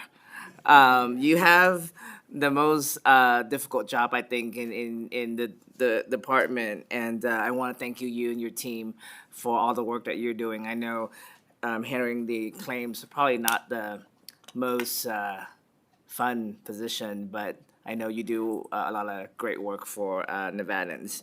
I just want to see if we talk about, and I know some members have asked about call times and things like that. I'm a lot of the constituent calls that I get usually is about asking the windows of time. Not sure if we go into reporting to kind of look at caseload in terms of response time, and between someone making that initial calls to by the time their calls being resolved or their claims being resolved, as well as appeals. When they have, things that they had to work through, that is there an expected time that they would expect to hear back. And if you have had challenges with those processing time. And I know giving the staffing, giving them limited resources, I know those are always a challenge. But on that, I don't know if you have seen a trend in terms of increase in the complaints for response time as well as processing time.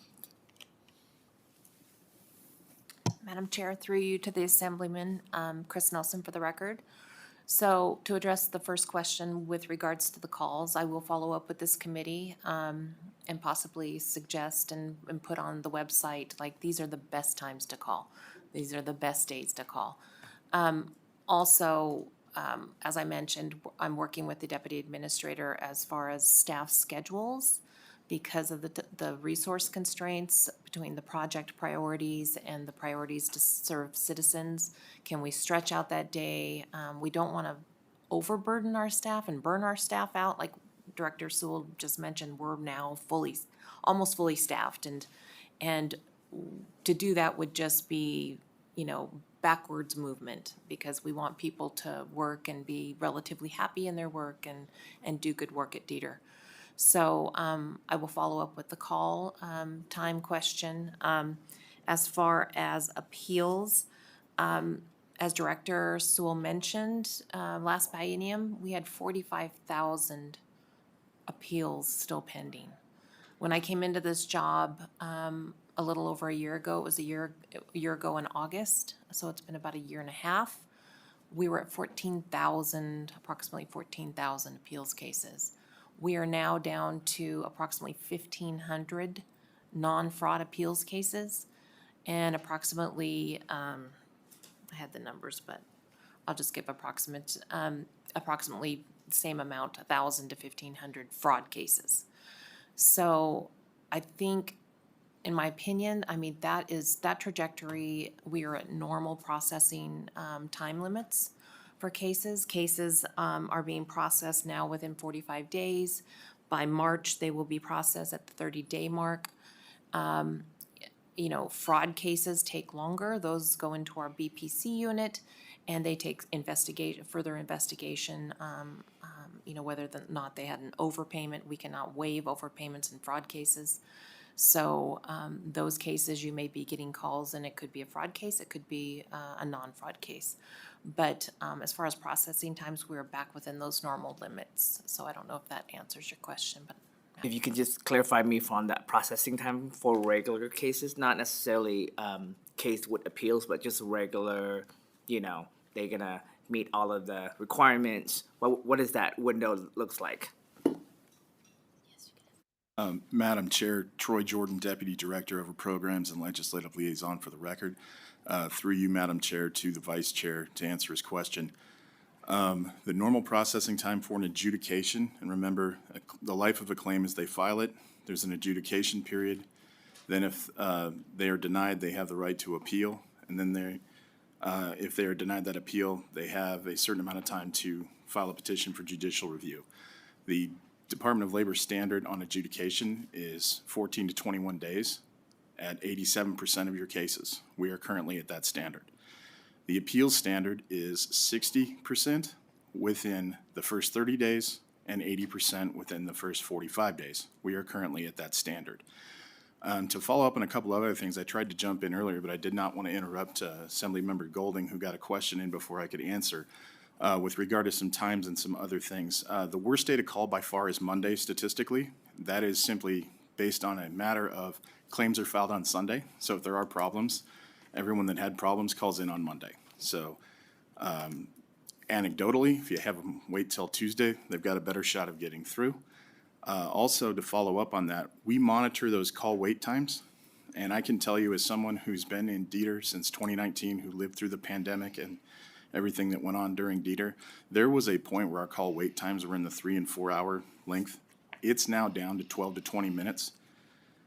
And our biggest problem right now is that we have actually sped up enough that people are hanging up at about 8 to 10 minutes, where if they just stuck it out for another 2 to 4, they would have gotten through. We actually are being able to monitor and take out and give statistics to our internal people of who hung up and who waited. The other thing is when you say, have you seen an increase in complaints? I would tell you that that's a yes and a no. Compared to the pandemic, no. It's night and day. It's not even night and day. It's like we were averaging, I specifically oversee the Constituent Services Unit from the legislature, the governor's office, our federal delegation. I can say during the pandemic, there was usually 400 or more a day. I get about 4 to 5 a month. Sometimes that's up to 10. And the two things that I would say is it's the type of complaint that's now different, but also the timing of the complaint. We had 3 complaints last week on claims that were only 7 days old.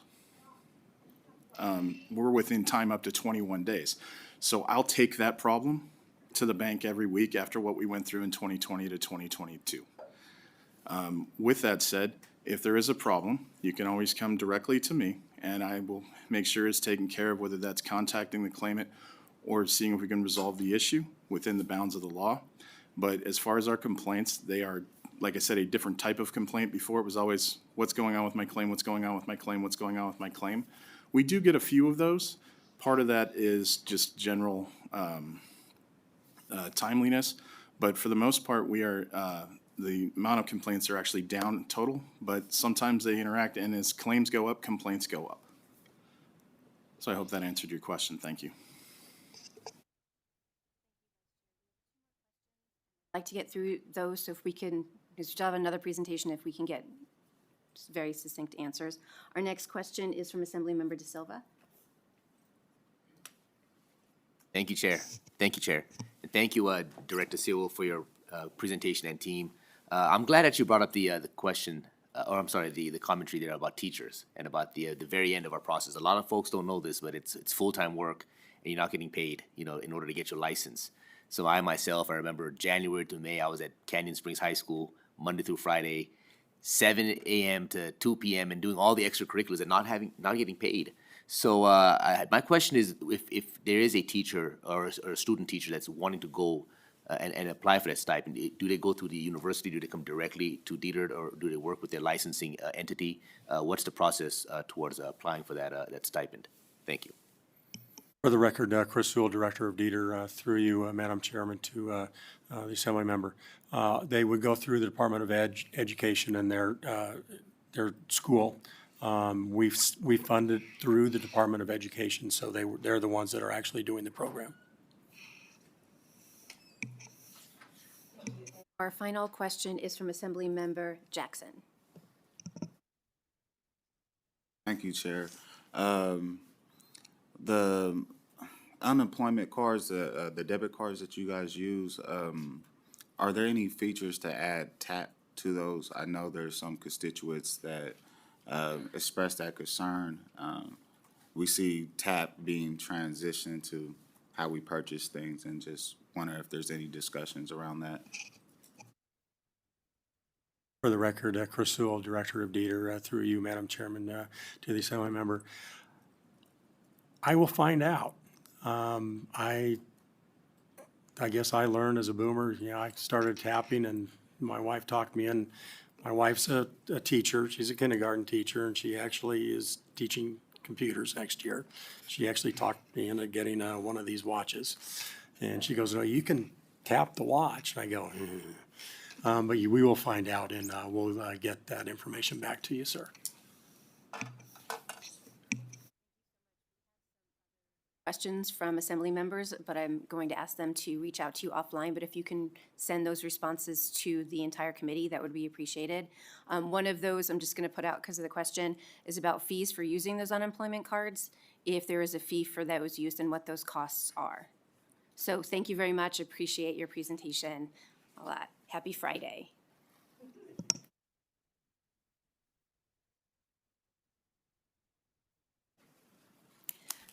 Our final presentation today is from the Department of Motor Vehicles. We have Angela Smith-Lamb, Deputy Director, and Sean Seaver, Deputy Administrator, who will provide an overview of the DMV.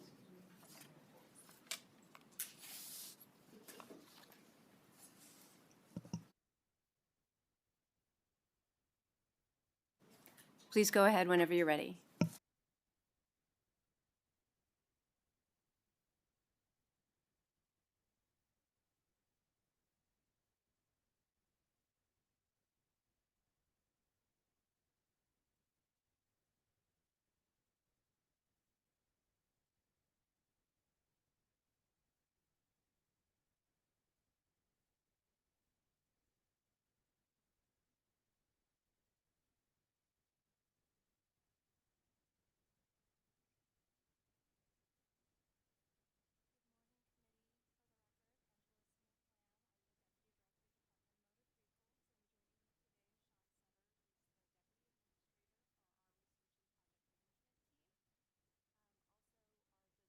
Legislative liaison, so if you need anything, Sean's here to help you out.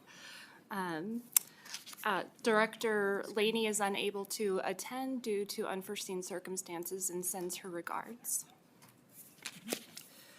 So DMV basically exists under the authority of NRS 481. We remain focused on our vision and mission to move most services online while maintaining an emphasis on premier customer service in a secure environment. DMV is comprised of 7 divisions supported by the Director's Office. There are 1,292 authorized positions and 18 field offices statewide, 2 of which primarily focus on commercial services. DMV continues to partner with county assessors and AAA offices for vehicle registration transactions. In addition, we have more than 50 kiosk partner locations statewide that are not shown on this slide, but can be found on our website. The department completes roughly 8 million transactions annually for about an average of 28,000 each business day. Appointments are required in our DMV metro offices for most services. We have also rolled out a hybrid walk-in and appointment in most of our rural locations. DMV's strategic goals are identified in this slide and help to direct our decisions over the next several fiscal years. The DMV's transformation effort will help us to achieve many of these goals. This slide displays the DMV executive leadership team, who are dedicated a team of experienced professionals that hold steadfast to promoting DMV's mission and to better serve and improve operations for DMV staff and our fellow Nevadans alike. And I think I'll follow suit and say that most of our staff come to work for us, and they're very dedicated to providing utmost customer service in the communities they serve, and knowing that DMV tends to be the agency that a lot of people dislike spending time at. So we have a great team, and we couldn't do it without them. A little bit about each of our divisions. At the helm of our fiscal operations is Bethany Musselman, and she has oversight for budgeting, accounting, mail services, facilities and contracts, and leases for the DMV. Jessica Vargas, she's our administrator of our essential services and records section, and she oversees our contact center, title processing, insurance lapses, license plate insurance, OHV, records management, mail-in registration, and driver's license. JD Decker is the administrator of our compliance enforcement division, which is our law enforcement arm of the department, who employs sworn officers, non-sworn investigators, VIN inspectors, and business licensing staff who regulate the automotive industry. They have oversight of our pollution control program, and they're responsible for licensing body shops, garages, dealerships, and investigating fraud and other vehicle-related enforcement. Serena Gallegos just retired from our field service division, and it's now being overseen by our deputy administrator, Renata Laura. We plan to replace her in the coming weeks. They're responsible for the frontline customer service at the 18 offices statewide, processing in-person vehicle and registration services. Karen Stoll is the administrator of our motor carrier division, and she oversees commercial vehicle registration. She has oversight and processing of our international fuel tax agreement and licensing, and collections of all fuel taxes for the state of Nevada. Susie Pollard is the administrator of our IT team that we call Move It. And finally, Molly Lennon is the administrator of our research project management division, which heads up our transformation project and handles all large projects and legislative work for the department. DMV is primarily funded with highway funds, fees, cost allocations, and commissions from fees collected by the department. While DMV receives general funds for automatic voter registration program, it's a very small amount of our funding. DMV is subject to a cap on the amount of highway fund appropriations we can receive for operations. The cap has been 22% in the past and is currently set at 27% to account for our transformation effort. The cap is set to return to 22% in FY26.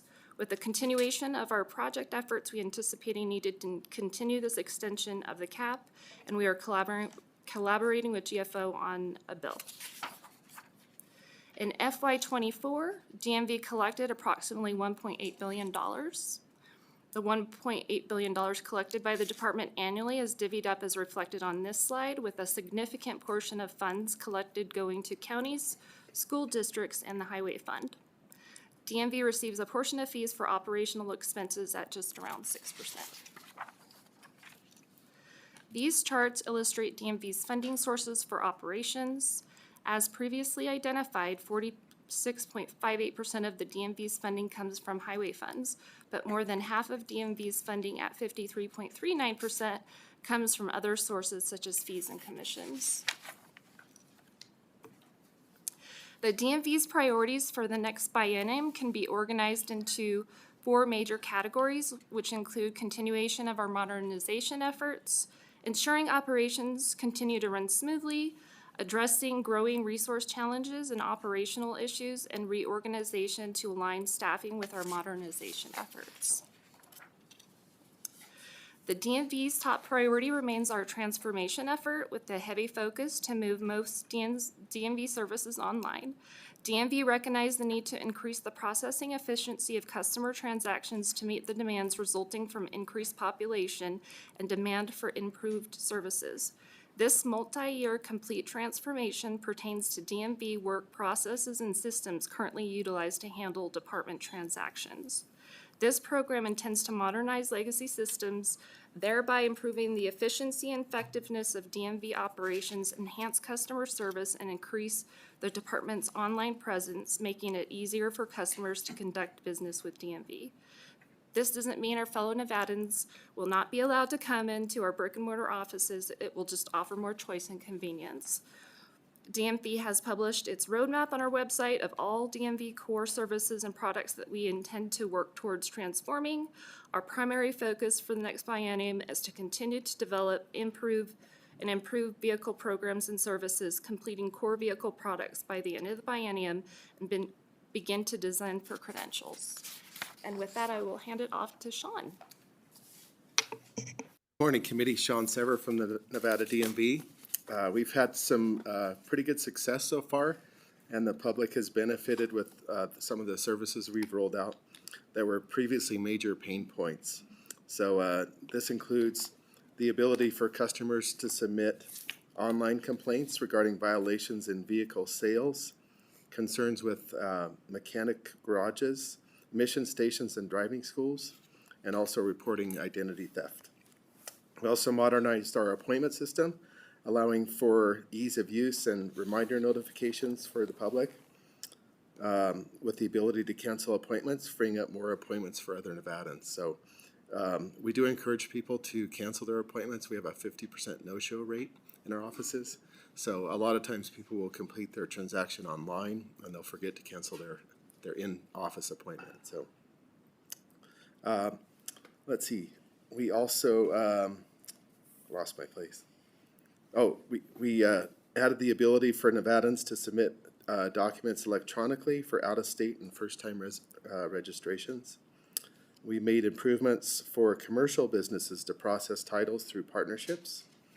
We rolled out a program to allow electronic submission of titles for individuals.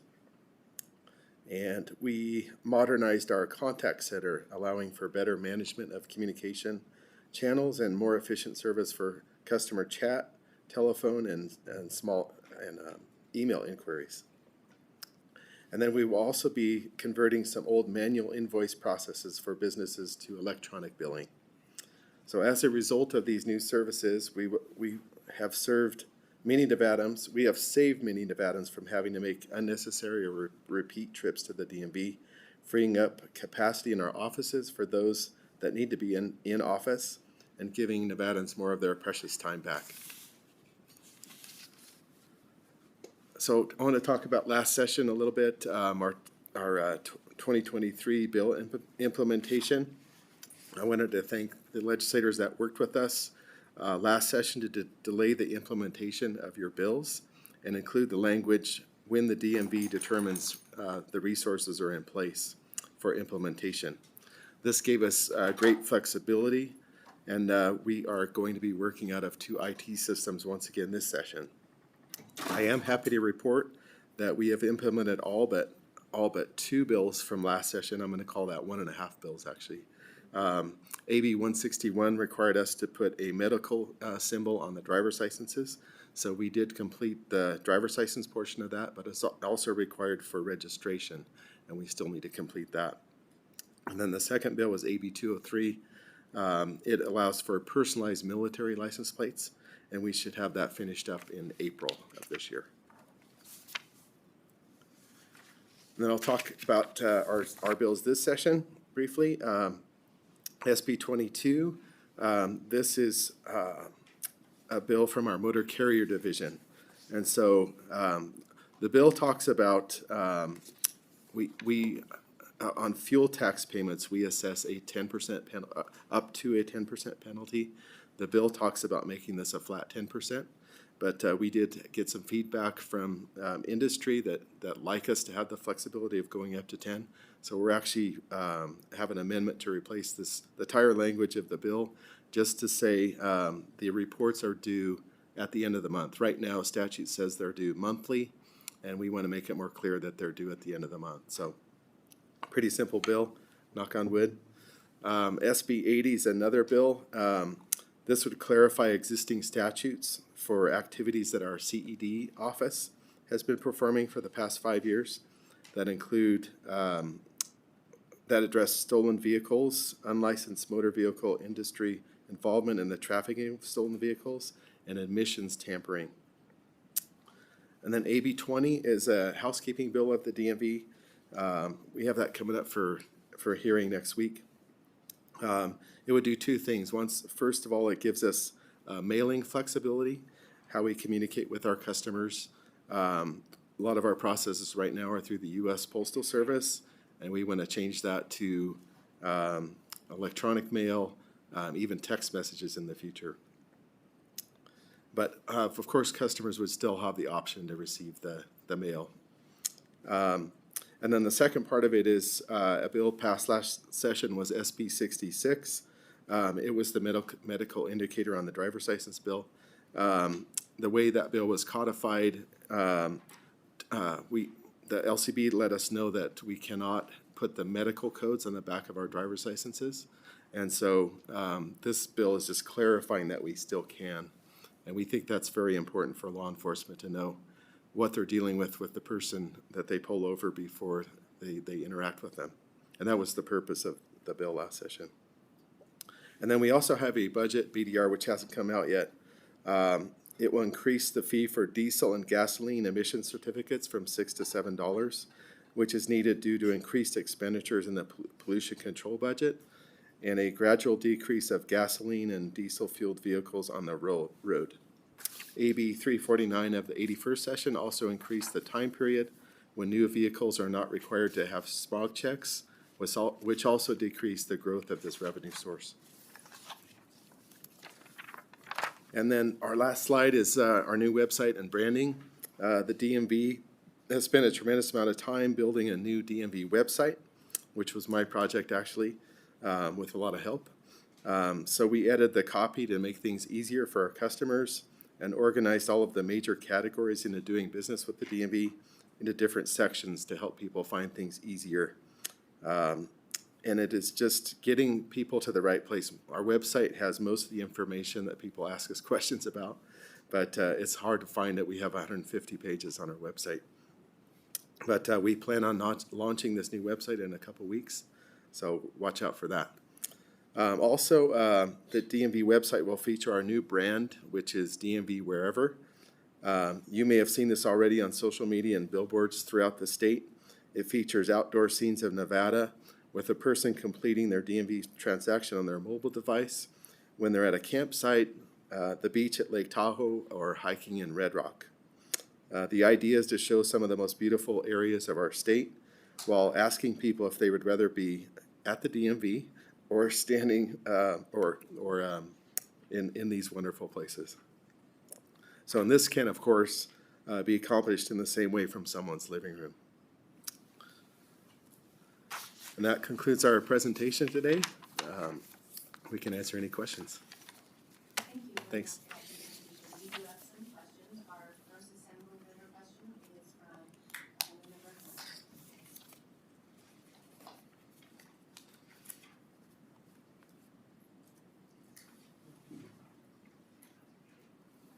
Sorry, I didn't hear you, Madam Chair. Well, my question is simple, and it may be one that we can possibly discuss further offline. It has to do with the SR 22 process and constituent calls that I've gotten. More so, I guess, on the timeline of how it's administered. So if a person, my understanding is it's associated with like a DUI situation where they have to do certain things to have the license reinstated. But when they apply for the SR 22 and then get the hearing at the DMV, there's a lapse in time. So there's like a month or more. So it's good for a certain period of time, but it's not considered instated at the time that they actually pay for it and get it. It's not considered valid until they have the hearing at the DMV office. So with the lag, it then expires prematurely, and they have to spend more money and reapply all over again and start the process again, which has a person resulting in having a suspended license longer than it should be, and they don't even know the license is still suspended because they think they've done this process correctly. So how do we work to fix that for people? For the record, Angela Smith, DMV, to Assemblymember Flanagan. We're certainly happy to look at that. We certainly don't want to harm people because of delays in our hearing process. We do have a very small but mighty team of hearing officers, and they try to get those through the process as quickly as they can, but we recognize that there can be delays. So we'd be happy to look at the process and see if there's some change in the process that we can make.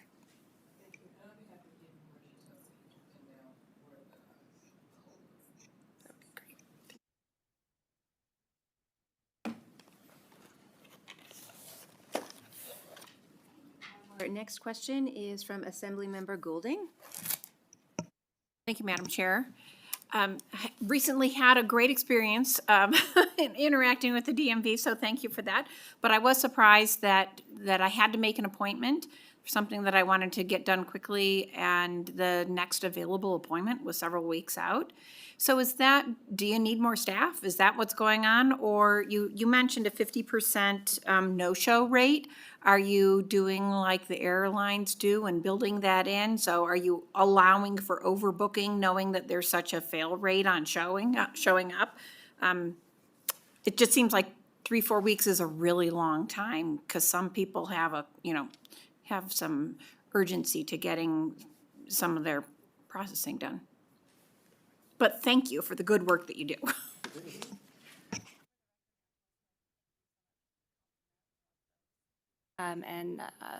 It's a great question.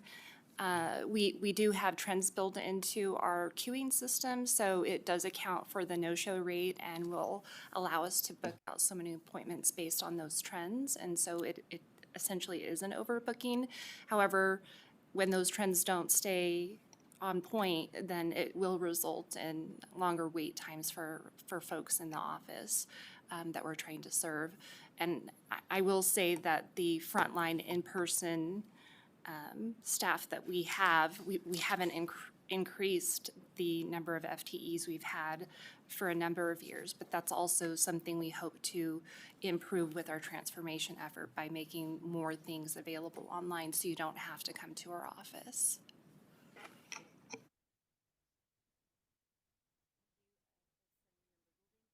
Question is from Assemblymember Jackson. Thank you, Chair. I'm curious, I know the Nevada Department of Corrections, they allow inmates being released to be able to have access to their Social Security cards mailed to the Department of Correction. Is there any procedures where IDs could be issued to the Department of Correction for those inmates being released, or does that exist already?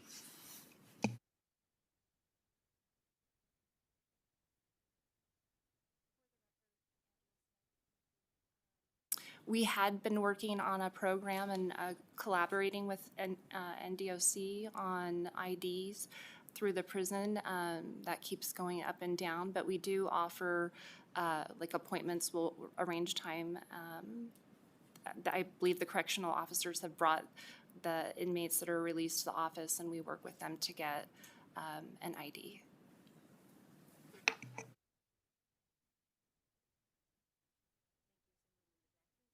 Question is from Vice Chair Nguyen. Thank you, Chair. I have just a short comment before my question, but thank you, Administrator Seaver, for all of your work in dealing with all the requests from us. I know that DMV is very popular in most constituent situations, so thank you for your response time. I don't want to,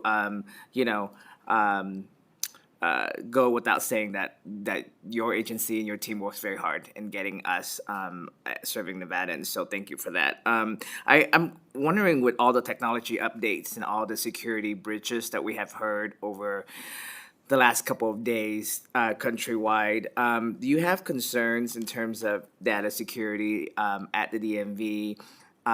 Just giving an example, I know that in one of my recent transaction with DMV when they asked me to go fax something. I don't even know where to find a fax to fax it to you. So I don't know if my constituent would be able to find a fax, but are we still using fax because of that security breach? Record, Angela Smith. I might pass this off to Sean to finish up, but yes, we still have fax for people who like fax, but it's not mandatory. We are working towards modernizing avenues for which people can send their information in, but some people still use fax heavily. So we still do take faxes. And to your other point, data, it's always top of mind. I feel like we have a top-notch security team, and I think we're actually leading the way for the security features and functions that we're putting into place with our transformation and in our current environment. So happy to share more details with you on that if you'd like more information. Our security team could talk all day about that. And if I may, Sean Sever from the DMV. Yeah, when we were editing the website, I saw things like that on their faxing. It just kind of made me shudder. But you have to be patient with us. We're halfway through our transformation, so we still have some manual processes in place. I think that goes back to the earlier question too. We just realized during the pandemic, every Nevadan trying to pile into a DMV office 2 times a year to renew and their driver's license and registration is just, it's not sustainable anymore.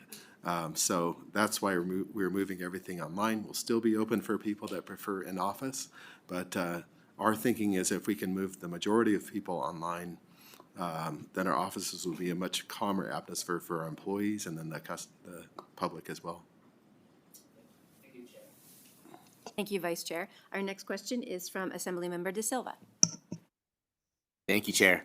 And again, I have to really echo the sentiment here of our Vice Chair, that the DMV is constantly an issue that's being brought up by our constituency. Every door knock, every town hall, there's always a DMV-related question. And my question goes back to the bill that myself and Assemblymember Hafen worked on last session, Assembly Bill 203. And I know that's one of the bills that hasn't been fully implemented. So I know there's a lot going on in that bill. There's the personalization of the plates. There's the fee waivers at the parking facilities at the airports. So I was just wondering if you give us a quick update as to what parts have been implemented already and what parts are still being worked on. Thank you. Yeah, Sean Sever from the DMV. We are excited to launch that project in April, so it's getting really close. What happened last session is we asked the assembly member to move back the implementation of that bill so we could incorporate with our transformation, but we realized we could do the implementation sooner. Unfortunately, the free parking for the veterans got looped up into that timeline, which was unintended. That's not a DMV function. So, but I can promise you that we're trying to implement this bill as quickly as we can so we can alleviate that situation.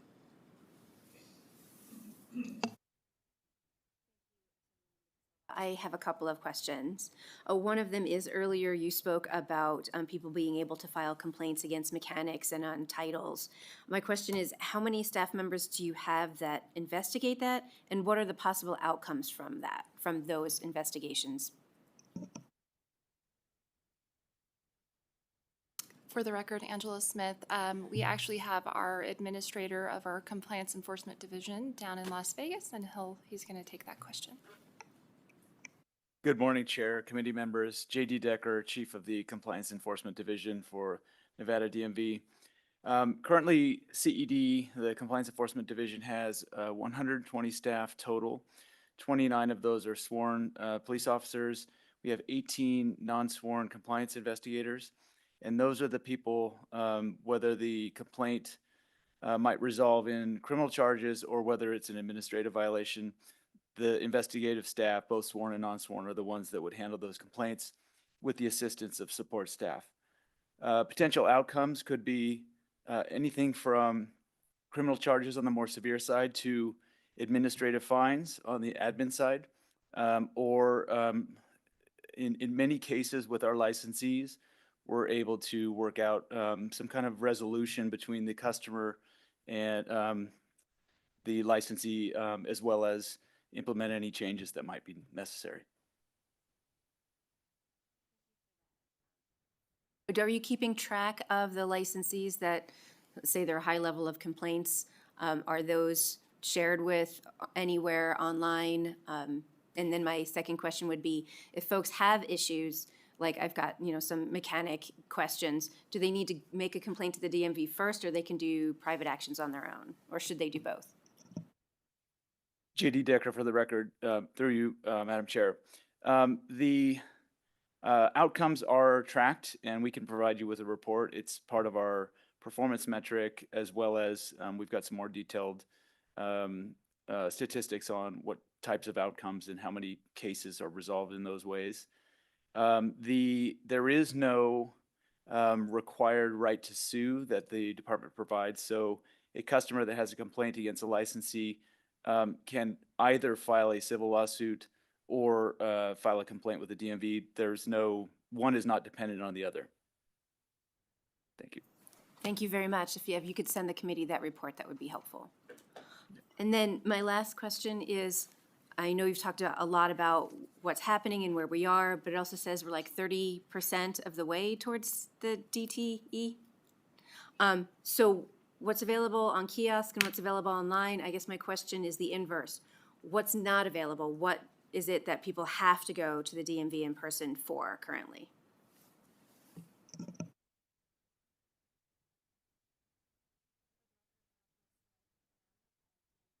So most driver's license transactions, I will say that there is an option to at least renew one time online. So technically speaking, if you're on an 8-year driver's license, you would not need to come into the DMV for a renewal for 16 years. A lot of our vehicle transactions we've already put online, but there's placards, handicap placards, some of our OHV stuff. Drive tests, although we have rolled out some electronic testing, we keep expanding services and we can get you a more comprehensive list of what's left. As I mentioned earlier in our presentation, we have a roadmap on our website that lists all of the services that we need to modernize. So I can give that to the committee too, so you don't have to search it out on our website.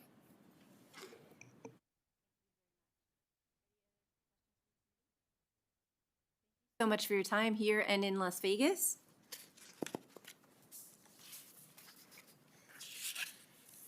We will now move to public comment. As a reminder, members of the public can provide public comment in person or telephonically and may submit public comment up to 24 hours after the meeting. Instructions for providing public comment can be found on the agenda. To provide public comment telephonically, dial 888-475-4499. When prompted to provide the meeting ID, enter 824-9374-5844, and then press the pound hashtag when prompted for a participant ID. Each person will have 2 minutes to provide testimony. You may also submit written public comment to the committee up to 24 hours after the hearing. Please remember to clearly state and spell your name for the record. Is there any public comment here in Carson City? Seeing none, is there any public comment in Las Vegas? Seeing none. AVH, is there anyone on the phone line for public comment? Thank you, Chair. To provide public comment, please press star 9 to take your place in the queue.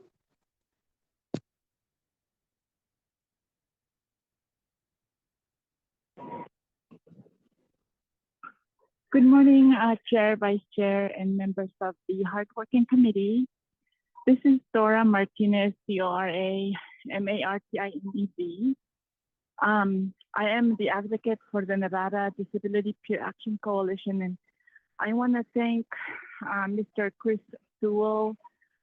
Since he took office, a lot of people who are disabled that want to reopen their case because it was closed for the prior people.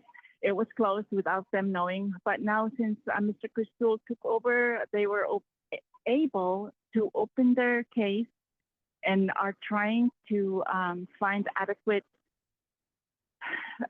training for people who are visually impaired and other disabled people who want to get back to the workforce. So we appreciate that, and we hope that we can could continue that process.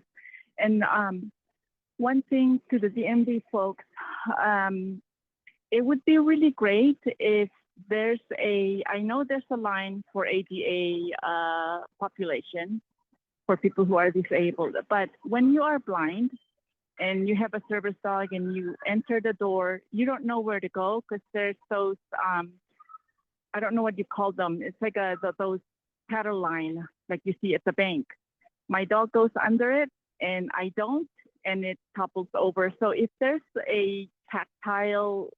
some kind of tactile that you guys could put them on the floor, so as soon as we enter the door, we know where to go to that ADA line, it would be very helpful instead of knocking people over and the security guard comes by and just a lot of chaos. And I am checking the website for the DMV, and I do use a screen reader, and some of your headings are not labeled properly, so it's hard for me to do things independently, and I would have to come down, and it's just a lot of, I don't drive, so it's a hassle. So when you guys' website go up, I hope that you, the DMV folks, have contacted with appropriate people that knows how to do things appropriately. And please do not use Access EV because they use a lot of overlays and those are not accessible. It's a false advertisement that they are using. Thank you, Madam Chair, for your for letting me speak. I appreciate, and stay warm. Thank you. Bye-bye. Thank you, Ms. Martinez. AVH, is there anyone else on the line? Chair, the public line is open and working. We have no additional callers at this time. Thank you. Our next meeting will be Monday, February 10th at 8 a.m. That concludes our meeting for today. Thank you all. Again, questions that you had for one of our presenters that we didn't get asked, please forward those and we'll send those on. The meeting is adjourned. Have a great weekend.